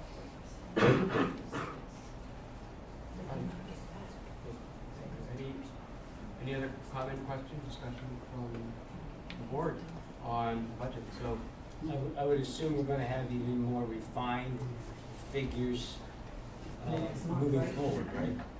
On the tax levy. Yes. Yeah, the budget's the budget, with these Right, 9, right, yeah. okay. Right. Any other So- go ahead, go ahead. But now, in April, based on our schedule, we wanted to approve the preliminary budget. So, Yeah, and it's critical for us to have a sense of where the board is and where we're gonna go. It's critical for staffing. Because we're really gonna get into the art of the staffing at a time. So as much direction as you can give us in a number or where you're at would be helpful. So, we can better plan for the staffing changes that will come about through the academy and others. if I can just follow up, again, not to minimize taxes, but to answer your question, some of those numbers, we were going from 2 1/4 to 2 1/2. It's about $5 a year for Lower Mount Bethel. I don't know what your number Yeah, is. you're right. You were going from. And about 12 for Fortune 100. Okay, you're on the average, the average, so Wait, you're talking about the difference? from 2 1/2 to 2 1/4. Yeah, okay, Monthly the increase. 1/4% increase is $5 lower amount, about $12 for. I just wanna make sure the number that you, that I was. Yeah, clear and with. we have the city would be The city and Lower Mount oh, Bethel. you said that was, that's right, you did say, I apologize, you did say Lower Mount Bethel and the city are very similar in the south. Okay, thank you. Okay, any other comment on that? Well, we haven't provided enough direction. Yeah, I mean, it sounds to me that the direction is, it sounds to me, the 2 to 2.5, 2.25, sounds like that might be where we're coming to some common ground from what some of the other board members have directed. I mean, if somebody's really off on it, if they're really looking way low, under 2, or somebody's stuck on 2.5, you know, we could be looking at, I don't know, if 2.25 is a safe guidance. Does anybody think that's a good target for Mr. Semmler to work with? Because once I we, do. I'm all for that. once we adopt a preliminary, excuse me, like you said, we can't go higher. We can go lower, but Right. we cannot go higher. What- So we can vote at 2.5 for preliminary and still go lower as I a mean, I correct? personally can't see going over what we did this year at the 2.25. I can't. I just think with Okay. everything that's going on, I just, for us to go higher than that, I think, you know, is a little problematic. It's just not the. I agree. I agree with that. So everyone on the board has a voice Can to I, vote. can I They just can, offer this for the preliminary? I'm on the fence. I'm all for more teachers. Again, I'm sorry, but just offer this for the preliminary. If I come in at the 2.5, don't forget, you have a final say in May. By May, we'll know the ratables at that, like if I go into 2.5 now with the tax number for the preliminary, and the ratables come in, we're gonna lose 2 teachers, but we may be able to get those 2, we may be able to have had those 2 teachers at the 2.25. Okay. So if I come in for the preliminary at 2.5, again, on the final, I won't come in more than 2.25, if that's the, the wish of the board. We just know here, we're sitting in stone that we may be able to get those 2 additional teachers from 7 to 9. If we set the preliminary high, and then the final, we go down to 2.25 as a final number. Okay. As long as we're not locked into stone on the 2.5, I understand, we did that last year, we went with the higher rate just to make sure that it wasn't. Right, I mean, and we're. Right, so if Mr. Simonetta works towards 2.5, we can obviously go lower, just to, I don't know what would happen if everybody. I think, Well, we don't want it to, it won't get through, Yeah, I mean, 2.5, yeah. so he'll have to work his magic. Yeah, what I'm saying to you, the final number is gonna come in at, if the board consensus was 2.25, that was the majority, in May, that would be the final number. But it doesn't lock us in if those ratables go up, if we're able to get those 2 teachers, and still be at 2.25. Yeah, well, I'm all about that. Alright, I'm so- 100% about that. Okay. All right, so does anybody have any? We need some consensus. I mean, Yeah, I gotta be honest with you, we've heard from some people, but, we're all trying to hang in there at 2.25 or maybe lower if you can on ratables, but I understand. I understand, it's tough to deal with ratables in April, Yeah. okay, but, You don't have enough information, but. obviously, there's some additional revenues coming into the district, okay? That, should help out if I'm without. And that's why I was saying if we can start at the preliminary, we'll know by May when the ratables come in, what that final number will be. And then if we have to go 8 teachers or go down to 7, whatever that rate will be, if the board's consensus is 2.25, Okay. then we can get there for May, if we start out at the 2.5. Okay. Does anybody else want to offer anything towards guidance? Okay, thank you. Okay. Okay, so do we have, does that sound like a sound plan? If anybody really objects to it, you can speak now. And otherwise, Mr. Simonetta will work at a 2.5 For the preliminary. for the preliminary, which, again, we Or don't a have to. little. Or a little lower, Right. but again. Under. But we still have to vote on it, it's not, he presents a 2.5, it can get voted down, it can get voted down, so. Right. He just, for the sake of the fact that this budget does have to be approved by the end of June. So what's gonna be for the voting's gonna be the preliminary at 2.5, hoping that, we're gonna be able to get the other teachers and do what we need to do at 2.25. Yeah. That will be the recommendation, is Yes. that what we're saying? Okay. I'm think hearing from the yeah. board, We'd be striving for. I'm hearing from the board, the final recommendation is 2.25. That's correct. That's I mean, that's my what we would decision. like, but, Or a little less. yeah, under. I think that's what we like. Yeah. So, Don't forget that. 2.20.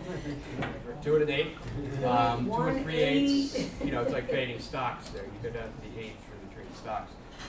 Okay, so are we at least in agreement with some sort of guidance that's been presented to Mr. Steinbrenner, that he can work his accounting and numerical magic? True, it's and- true, Karen. And educate guesswork and so on to make this work. Okay. Any other comment, question from board? Board? Okay. So with that, is there anyone from the public who wishes to comment on either of the budget and finance items that we presented this evening? Mr. Schneider, if I may share. Yes, please. In my, under the AIE report, where I gave you some general numbers about kindergarten registration and that initial registration, I do have specific schools that changes by the day as in terms of kids registering.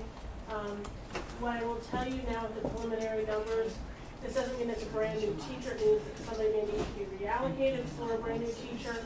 Palmer School's enrollment in the initial registration is higher than it is currently this year, so we're likely going to need to keep a very close eye on that. And in my piece there where I said we historically have gained another 150 students between now and October 1st or 10th, whatever our target date was that I included. Vast majority of those students will go to Paxenosa, followed by Cheston. Cheston will probably be okay with the numbers that we have currently and still be able to pull with that teaching source. Paxenosa will likely need to, again, add a staff member, whether that's a reallocated staff or a newly hired staff. So I am concerned on initial look at those two schools, probably having a teacher in some manner or another if we have preferred class sizes. And so is the 3 enough then, Ms. Gander, or? I think that was also across other grade levels. We have some grade levels at different schools that are extremely high that we have to look at.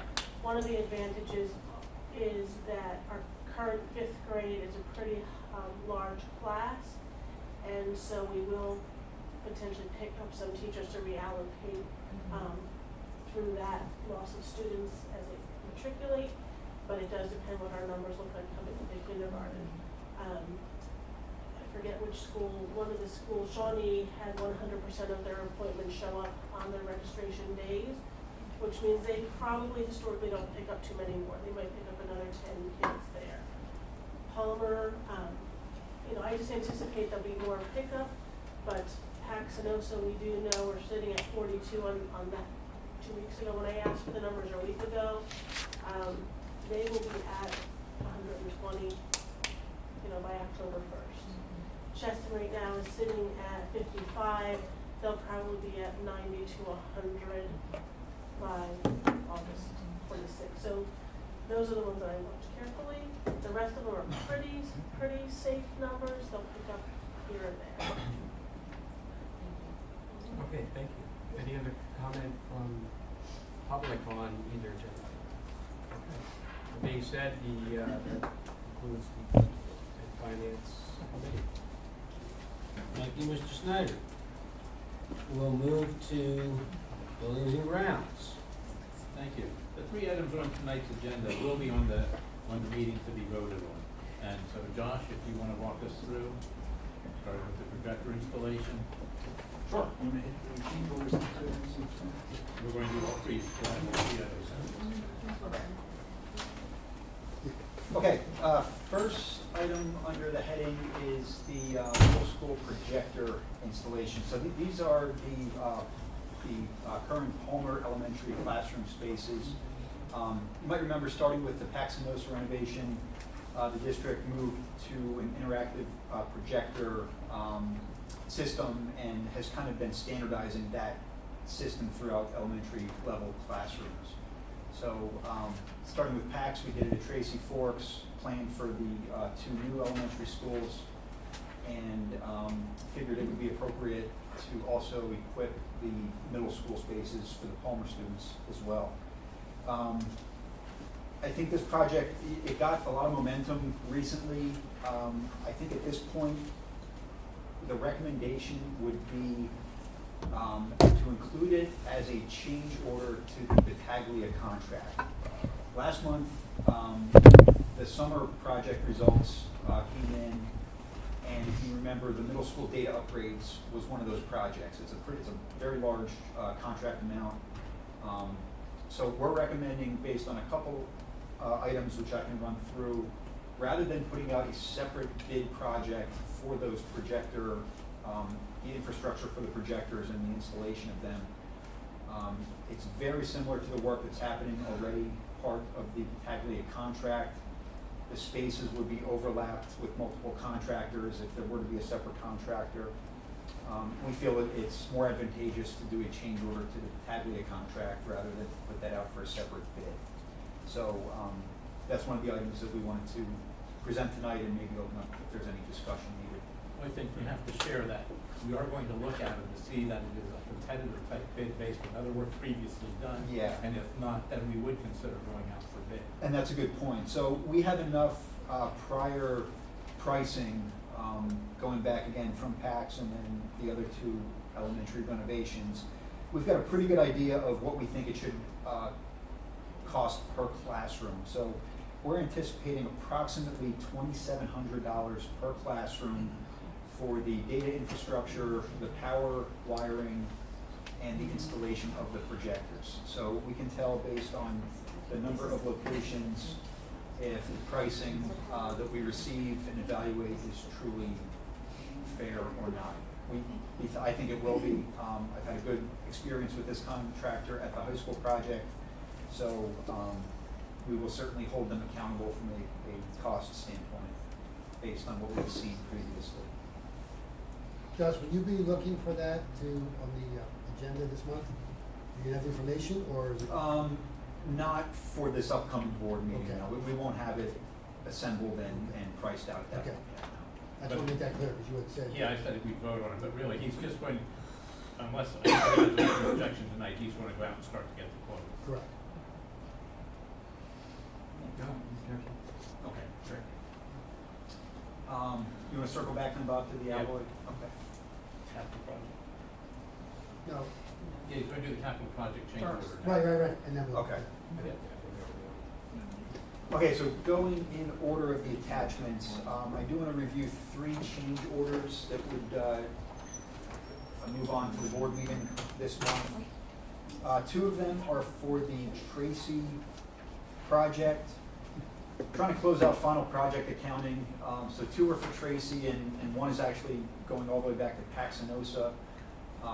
I've been trying to get these contractors closed out, and especially in the case of Paxinosa, I apologize, it did take longer than it should have, but to close out their contract amount for Tracy, JBM Mechanical, who did the plumbing construction, we have a number of change order items, mostly related to existing building conditions, some changes to domestic piping, stormwater piping, and also the gas service, which extends out to the transportation building. In total, the change order amount for JBM would be $31,462.42. Not included with the agenda tonight, but there is a whole slew of backup related to all of these proposals, materials and labor. Okay, so we just have the description, a general description, and the price for each of those items. Okay. CMG of Easton, who was the general contractor, there were 3 items for them, again for Tracy, related to some existing building conditions that needed to be addressed.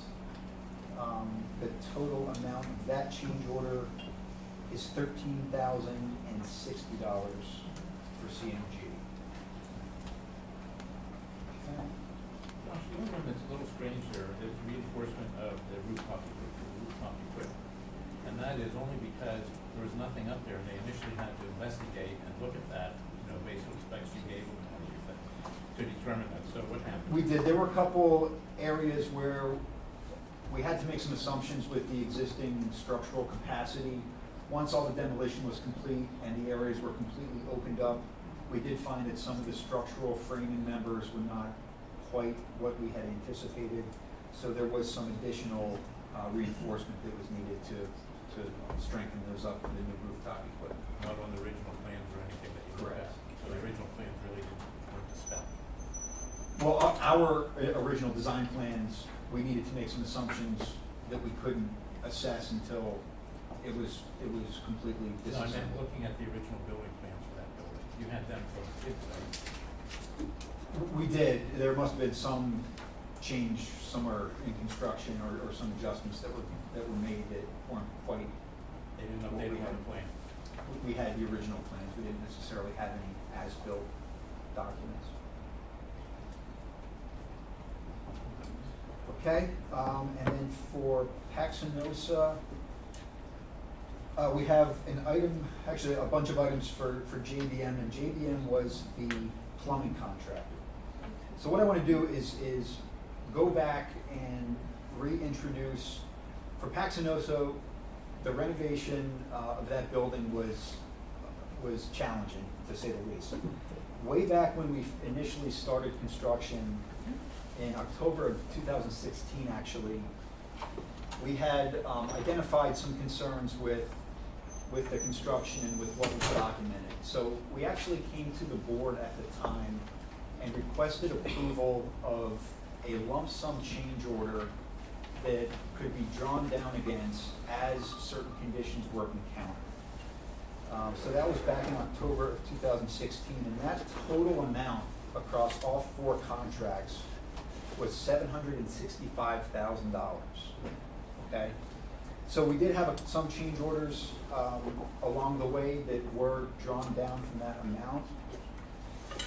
With this change order with JBM, I'm happy to say that we still did not exceed that initial allotment of money that was sort of pre-approved. So I just wanted to kind of set the stage in that there was money previously approved and identified for these types of things. We're drawing down from that amount, but we still did not exceed the amount that was previously approved. So anyway, this item, this change order for JBM, again for plumbing, would be a total of $44,198.39. And again, a lot of it had to do with existing conditions. Once walls were opened up, pipes needed to be replaced, storm piping above ceilings, above plaster ceilings needed to be replaced. So those types of items are what would be included under this heading for this change order. Questions for Josh? That will be on the agenda. Okay, thanks. Nancy?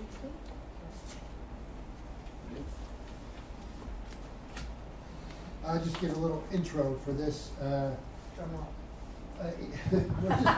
We're just presenting the architect agreement, really an addendum to the current agreement that we have with Alloy 5 for the Cheston project. We never formally adopted the contract.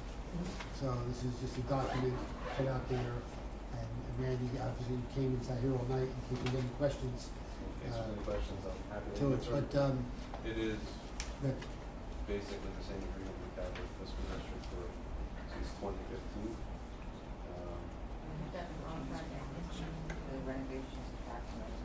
And there's a couple of things that I pointed out to Mike that we have to fix. For the final document, just a couple of the. Yeah, for your next meeting. For the program. Was that a decrease in Oh, percentage? yeah. It was.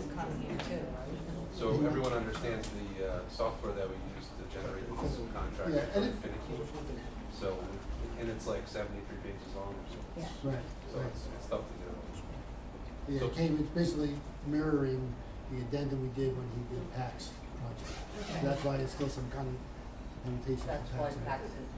Yeah. Okay, so this is the first time I think that I've seen one of these, so we've done one of these with you for each of the projects that we have undergone? What we've done is we had an original agreement for Paxinosa, and then we had addendums to that agreement for the other projects. Okay. And instead of doing another addendum to the agreement, we thought it's just too confusing, so we thought we would just start a clean slate with a new. Okay. And so if we wanted to talk soon, let's say, about, the rest of the property surrounding Cottingham Stadium. Could that be done as an addendum then to this agreement, or would Well, that so the be- way we have our contracts structured, it's a percentage based off of construction costs. And now that we have kind of a scope defined, is kind of why we're presenting this point. So whatever you talked about won't affect this agreement at all. Okay, but so we need another agreement then if we're talking about. Like if you were to change something that were to change the civil engineer's drawings, then we would come back to you and we would just do an amendment Okay. with my opinion. So we've done that before, so. But we won't have to redo all of this. Okay. Thank you. I mean, obviously, I don't have any issues with the contract. And or Alloy 5. My pet peeve is to make sure all of our contracts get reviewed by the citizens. Okay, before we vote on them. So just as long as that takes place, I'm fine. We'll get all 127 pages tomorrow. So the Or tracks, in a few days. so the tracks all the changes, so everyone signs off on the document, the changes to the document, so it becomes very cumbersome. It is, as you can tell, the city agreement. It's a lot of paper, Randy. It's a lot of paper. A lot of It's digital. Other questions for Randy? I have a question. What kind of feedback are you getting on the video that presented? And everything I've gotten back has been very positive. I think people are really excited about it. I do think we have to find out what we're gonna do about Vanderveer and the parking lot and how we're going to, start to position that, because I think that's what people wanna see next. I think everybody's excited about Cottingham, so. Thank you. So those are the three items, two which will be on the next agenda to vote on. Is there any public to be heard on any of these? Yes, sir. Well, these are the agenda items, so it's either for his professional contract. It's a professional contract that Okay. has come. So I want to thank Mr. Fennell and Mr. Reimer, who vanished, I guess, for coming to Easton's Planning Commission on or Wednesday of last week or Tuesday of last week. I appreciated the comments that were made around continuing the conversation around access in Vanderveer and the overall complex. So kind of what I wanted to follow up on were Ms. Diago's and Ms. Weiss' questions about how to be part of that conversation.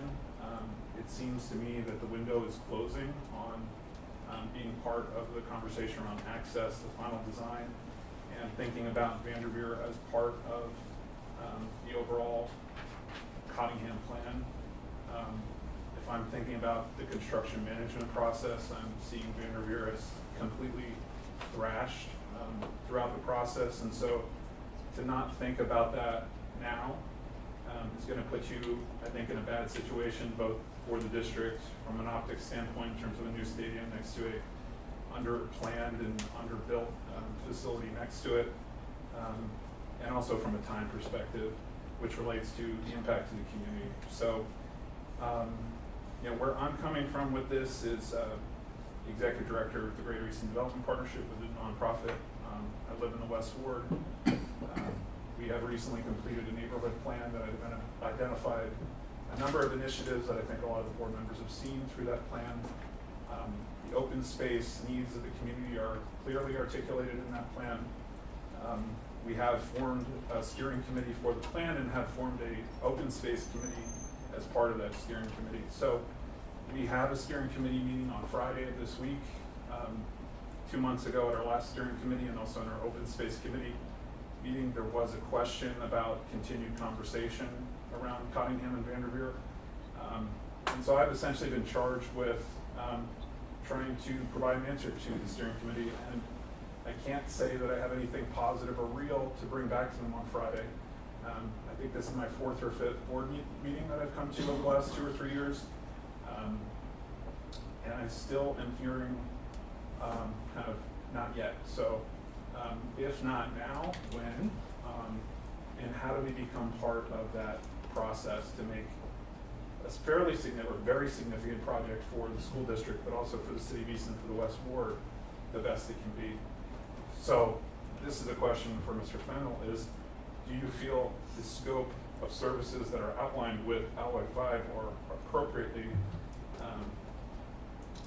flexible to discuss some of these things? And if not, how do we create an amendment to make them more flexible so that they are empowered to do what we're talking about, assuming that's blessed by the board? That's my question. Want to try to answer that one, Randy? I'm asking you, Mr. Fennell. That because between the attorney and Randy on how the agreements are structured, that's why they review it. Go ahead. I'll answer. I mean, we'll do whatever we're asked to do. Sure, the contract issue. Which comes back to Meg's comment too. I mean, does the existing contract need an amendment to it, or does it, which is a piece down the road, or is it satisfactory to anything on another project being done around that area, which is a separate project, be accommodated under the existing contract? Do we have plans for that already? For the parking lot and Vanderveer in that area? For some reason, I thought we've seen them a few times, but I don't know why we are moving on them. I'm just confused why we're not talking about it. Like, I don't understand why there's. To answer the question, our agreement is based on the scope of work and the budget that's approved by this board 6 months ago or so. Which is just for Cottingham and not the parking lot? That's correct. Okay, so when So are we let's just- going to talk about the parking lot? Like, so for example, if you make that parking lot something else, then we have to go through the planning process, we'll have to amend that contract. But what if we keep it the way it is and just, we talked about taking the basketball courts and moving them, maybe we talked about some artwork, I think somebody talked about somebody drawing on them and then using them to be able to park there.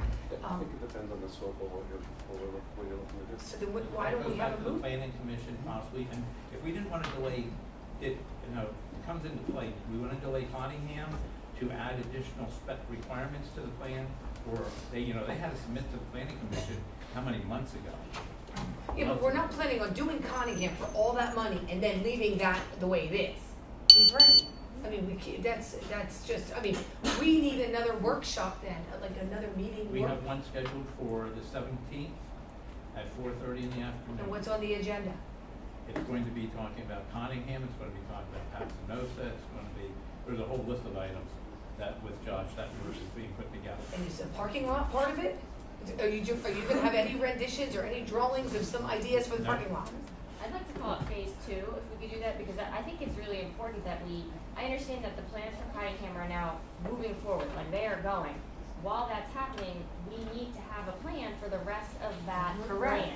plan. And, Start I wanna moving. make sure that we are set up to do that. So if we can start that under this agreement that's gonna be approved this month, terrific. If not, I would like to add that in so we can start having those productive conversations and yes, include, constituent groups. I've seen some, items, drawings, et cetera, that they've looked at for other areas of the West Ward. There's so many great ideas out there that we should be talking about that because yes, that whole area is gonna have to be used for staging for Cottingham. It's gonna be a mess. Frankly, it doesn't look great right now, so we need to talk about what we want it to look like, because we're not gonna spend more than $13 million on a stadium and have it next to what's there right now. But that needs to be, and I think bigger issues too. Do we wanna view this as a campus, including Paxanosa, or is it 2 adjacent lots, and how we want them to be used, and all of those questions. So I just wanna be sure that we're approving contracts and whatever that allow us to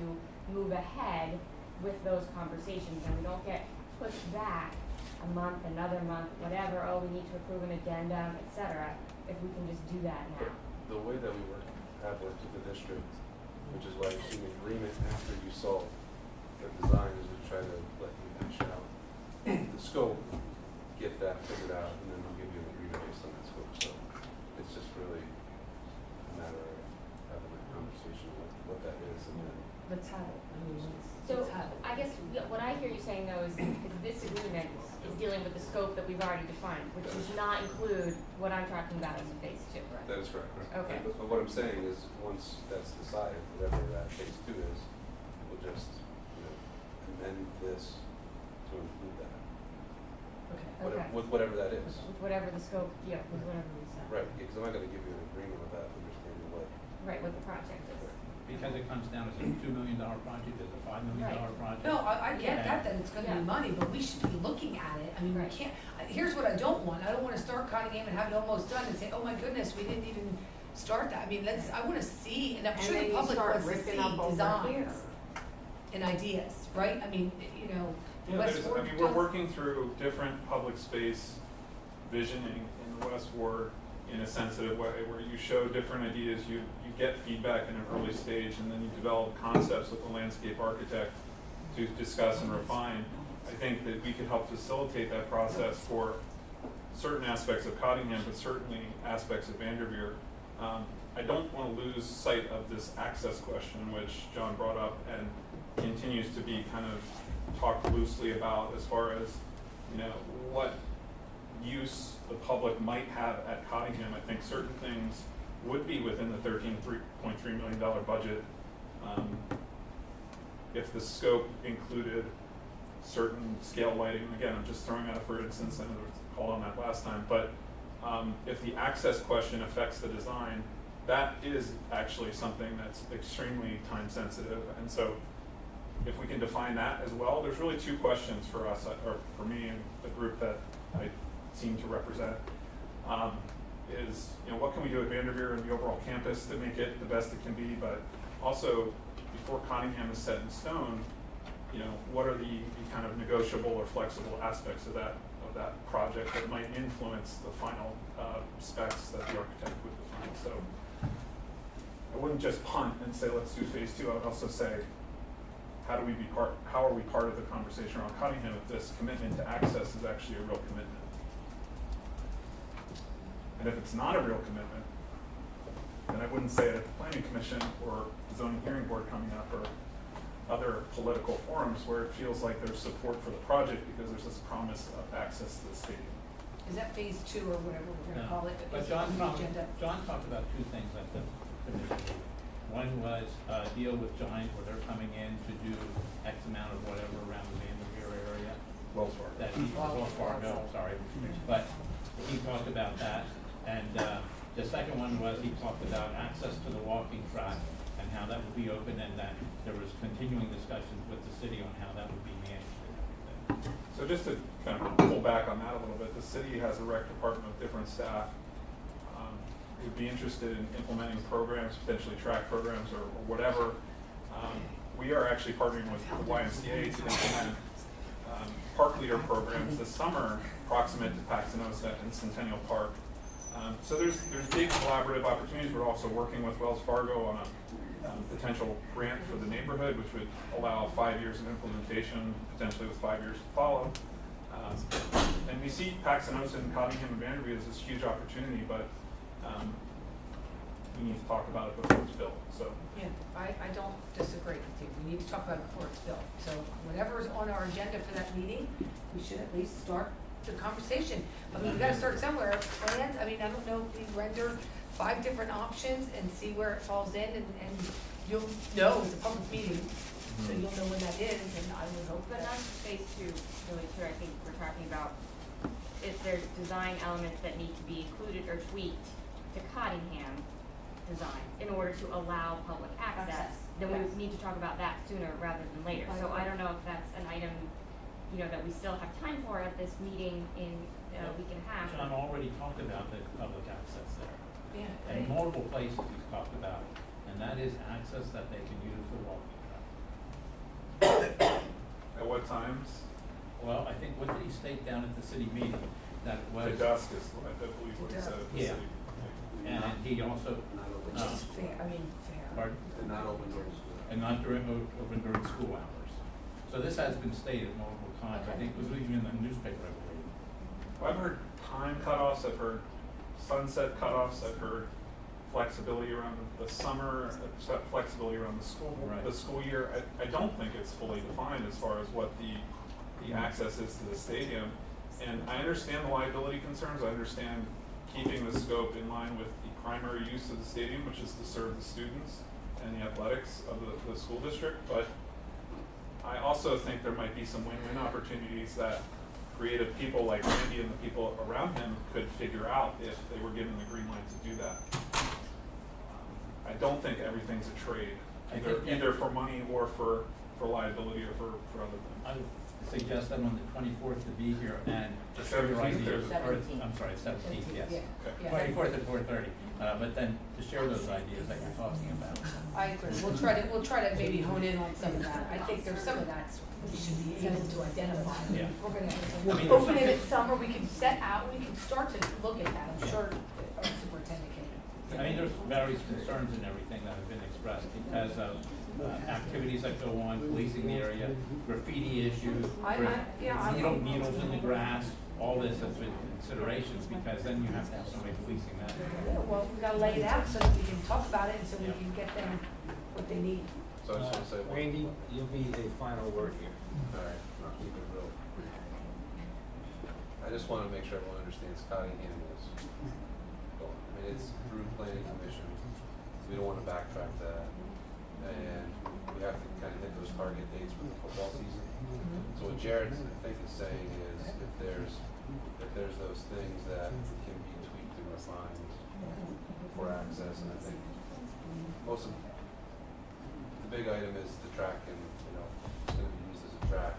Right now, the way it's designed, it really used as a track. It's not really an official track anyway. So I think it's We're talking a walking area, not just a a walk, not a walking track. area. But I don't know that that's what is being talked about amongst others. So I think it's important to. I think that is the detail to be defined, and that's that with Cottingham. Okay. The access thing. Make sure to on that agenda for the 17th. And Make sure. And as we design next door, if there's things that come together there, they come together, and it's cookies. Okay. Okay, thank you. Thank you. Definitely, thank you, Jared. Thank you. Thanks, sir. Mr. Fano, done? That concludes it. Thank you. We move to personnel negotiations. Two items for a quick review. Have to do with job descriptions. This is Amelia, review them with me. If you just take a minute to. The two job descriptions that are included here are the child accounting officer, which is the final phase in replacing the associate director of auxiliary services through a retirement. As you may remember, we've split that position up. This is the final phase of this.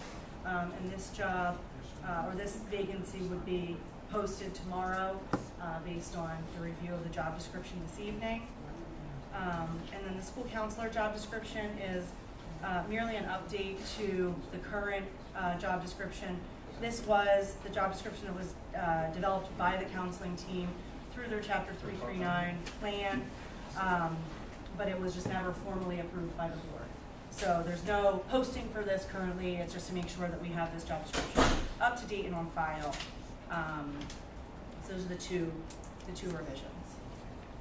So, I mean, as we work through, if anyone has any questions, please, get back to me, or Mr. Fano, who are on personnel. We do look for agenda items on these two, okay, at the next meeting then, okay? Just a quick update with respect to negotiations. We are scheduled to meet with the EAEA negotiation sessions this Thursday and also May 8th to continue with the negotiations for a new contract. And with respect to the Teamsters, which represent our bus drivers in the district, we're scheduled to meet on April 15th with them, and a second date of May 13th to continue those negotiations. The only other contract that the negotiation committee is involved with is with the administrative professionals, and those talks are ongoing at this point. So the only thing that we have for any public consideration on the job descriptions, if there's any input or comments, seeing none, so we will look for agenda items on those two areas at the next meeting. Okay? Mr. Snyder, policy. Great, thank you, Kinga. We have 3 items on the policy, try to make it quick. The first item, item A, is the tax assessment appeal. It's really, I didn't know if I should defer to you or the solicitor on this, because you said there would be some review with that. Yeah, this was the proposed policy from Kingsbride, when we had reviewed the contract last month and approved the contract last month for the tax assessment appeals. It needed to also we needed to establish policy. So we reviewed this with Jonathan Huerta from Kingsbride and made this fit into our structure here. And this is consistent with what we're doing in other districts that have the same tax programs. Okay. Thank you. Any comment, questions on this policy? Okay. The next policy, there is a slight change to the organizational chart, and that came at a suggestion actually from Keely Collins from the Solicitor's Office. So Mr. Freund will give us a quick reasoning for Yeah, the update. thank you, Mr. Stein. We were asked to some review of the HR department in terms of how other districts handle their reporting. And it's our recommendation that the reporting be redefined to be consistent with the other director level positions and report to the assistant superintendent rather than directly to the superintendent. I think that's more consistent with how it's generally done, and under these circumstances would be a more efficient process. So that's our recommendation. Okay, thank you. Just to clarify, that's the only change, is just a... Yes. No, there's actually two other changes that are not related to what Attorney Freund is speaking to, but there's the addition of the child accounting officer position, which falls then under Director of Student Services, and that goes in line with the job description that we presented. And then also the supervisor of system administration, because that was a position that was approved at the last board meeting. So this just updates the org chart to be in line with those two approvals. Okay, great, thank you. Any comments, questions on the organizational chart? All right, items A and B here will be put on the agenda for the next voting meeting. And just a quick thing with 707C, the naming policy. We had this before, we pulled it off the agenda. Administration wanted to make some recommendations.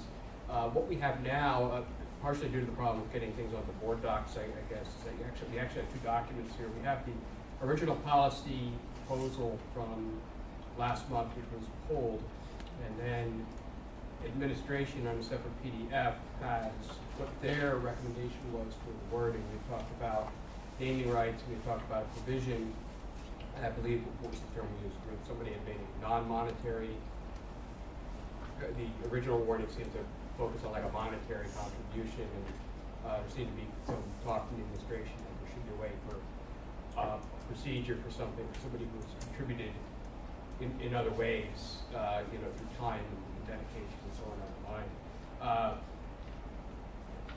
If you want to review this, I don't think that this is ready necessarily to put for a vote. If anybody had a chance to read it, if anybody has any questions or comments on it, on the administration's wording, which is in the second, we will get a more formal rough draft then with their wording recommendations incorporated into the regular document at the next committee meeting, and hopefully move forward with that. Does anybody have any questions with that for now? My only comment, Alyssa, talking about it would be, if we're going to give something away for nothing, then we ought to consider 2/3 the majority of the group to approve something like that. Well, or it's nothing. I mean, if you tie in the effort, it counts as nothing. No, as long as you got paid. If you got paid, that's a different story. Yeah. If you're paid for doing your job. Yeah. This, just to be clear, this does reference a lasting and outstanding contribution. It's not just for individuals who came to work and did their job. It's those that went above and beyond, a lasting and outstanding contribution, and it just gives a way to acknowledge those individuals in very rare circumstances, but in unique circumstances, and those that I personally wouldn't see as giving nothing, but but I'm certainly fine with the 2/3 majority of the board, if that's what the rest of the board would like us to include. But I actually didn't put this into the draft policy just because I wanted the feedback before we did so, and that's, so I can work with Attorney Freund on doing that. But Would 2/3 be, it always has to be at least 6, or would 2/3? Well, yeah, we're talking about 5 or 6. I mean, we're talking one other vote. Yeah, it makes it 6. And how is that comparable to what we do in terms of approving everything else? It's usually a basic majority, right? Right. So Yeah, for we women, can so change one- that. Or like just one thing that would need to elevate the, meeting Well, board. because if it's not significant, why wouldn't, it shouldn't be a problem for everybody to agree. Well, I mean, you're thinking, you look at it, we named the building Edward Tracy. Why was it named Edward Tracy? Why wasn't it made, something else Palmer or whatever? Or, like a Palmer North or whatever. And what is the significance? Now, Conningham, there's a difference in the significance there. And so, yes, you had a superintendent who was paid to be a superintendent, did the superintendency and retired. So, and I will tell you, I dealt one time with another person that was a principal. It was funny when his son said, "Thank God you got rid of the name on the building." So, there are feelings about things like that all the way around. well, And we're, Well, I think we have to, were we supposed to vote based on how the one person feels? well, this is gonna come up on the next committee meeting. Yeah. This isn't gonna be up for vote the next, if some people wanna think about it. I'm at simple majority.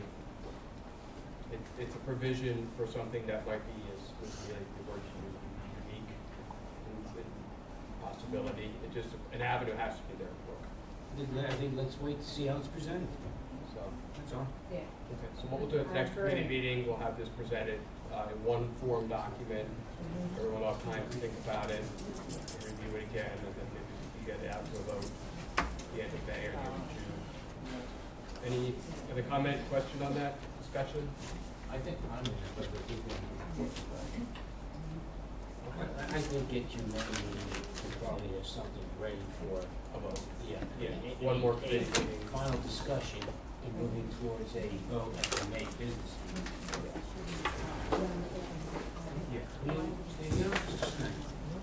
No, is there any comment, anyone from the public left, any comment or input on the agenda items under policy? All right, moving forward, item A, we will all be on a vote, and we will conclude the policy committee meeting at 9:35. Thank you, Mr. Smith. Section 8, other business. Hearing none. Section 9. Public can be heard on non-agenda items. Anybody have that public? The kids gave up. Don't stand up, Mr. Geiger. No, you better not, Mr. Geiger. Okay, before we adjourn, I mean, certainly it's a fully packed 2 hour, 35-minute plus meeting here. But this is the purpose of it. It's a work session. And this is where things have to be presented, talked about, and reviewed so that everybody has a common understanding of everything. So I would certainly want to thank the staff, the administrators here for dedicating your time, and board members, thank you for your commitment. And I'll ask for a motion to adjourn. Motion. Second. All in favor?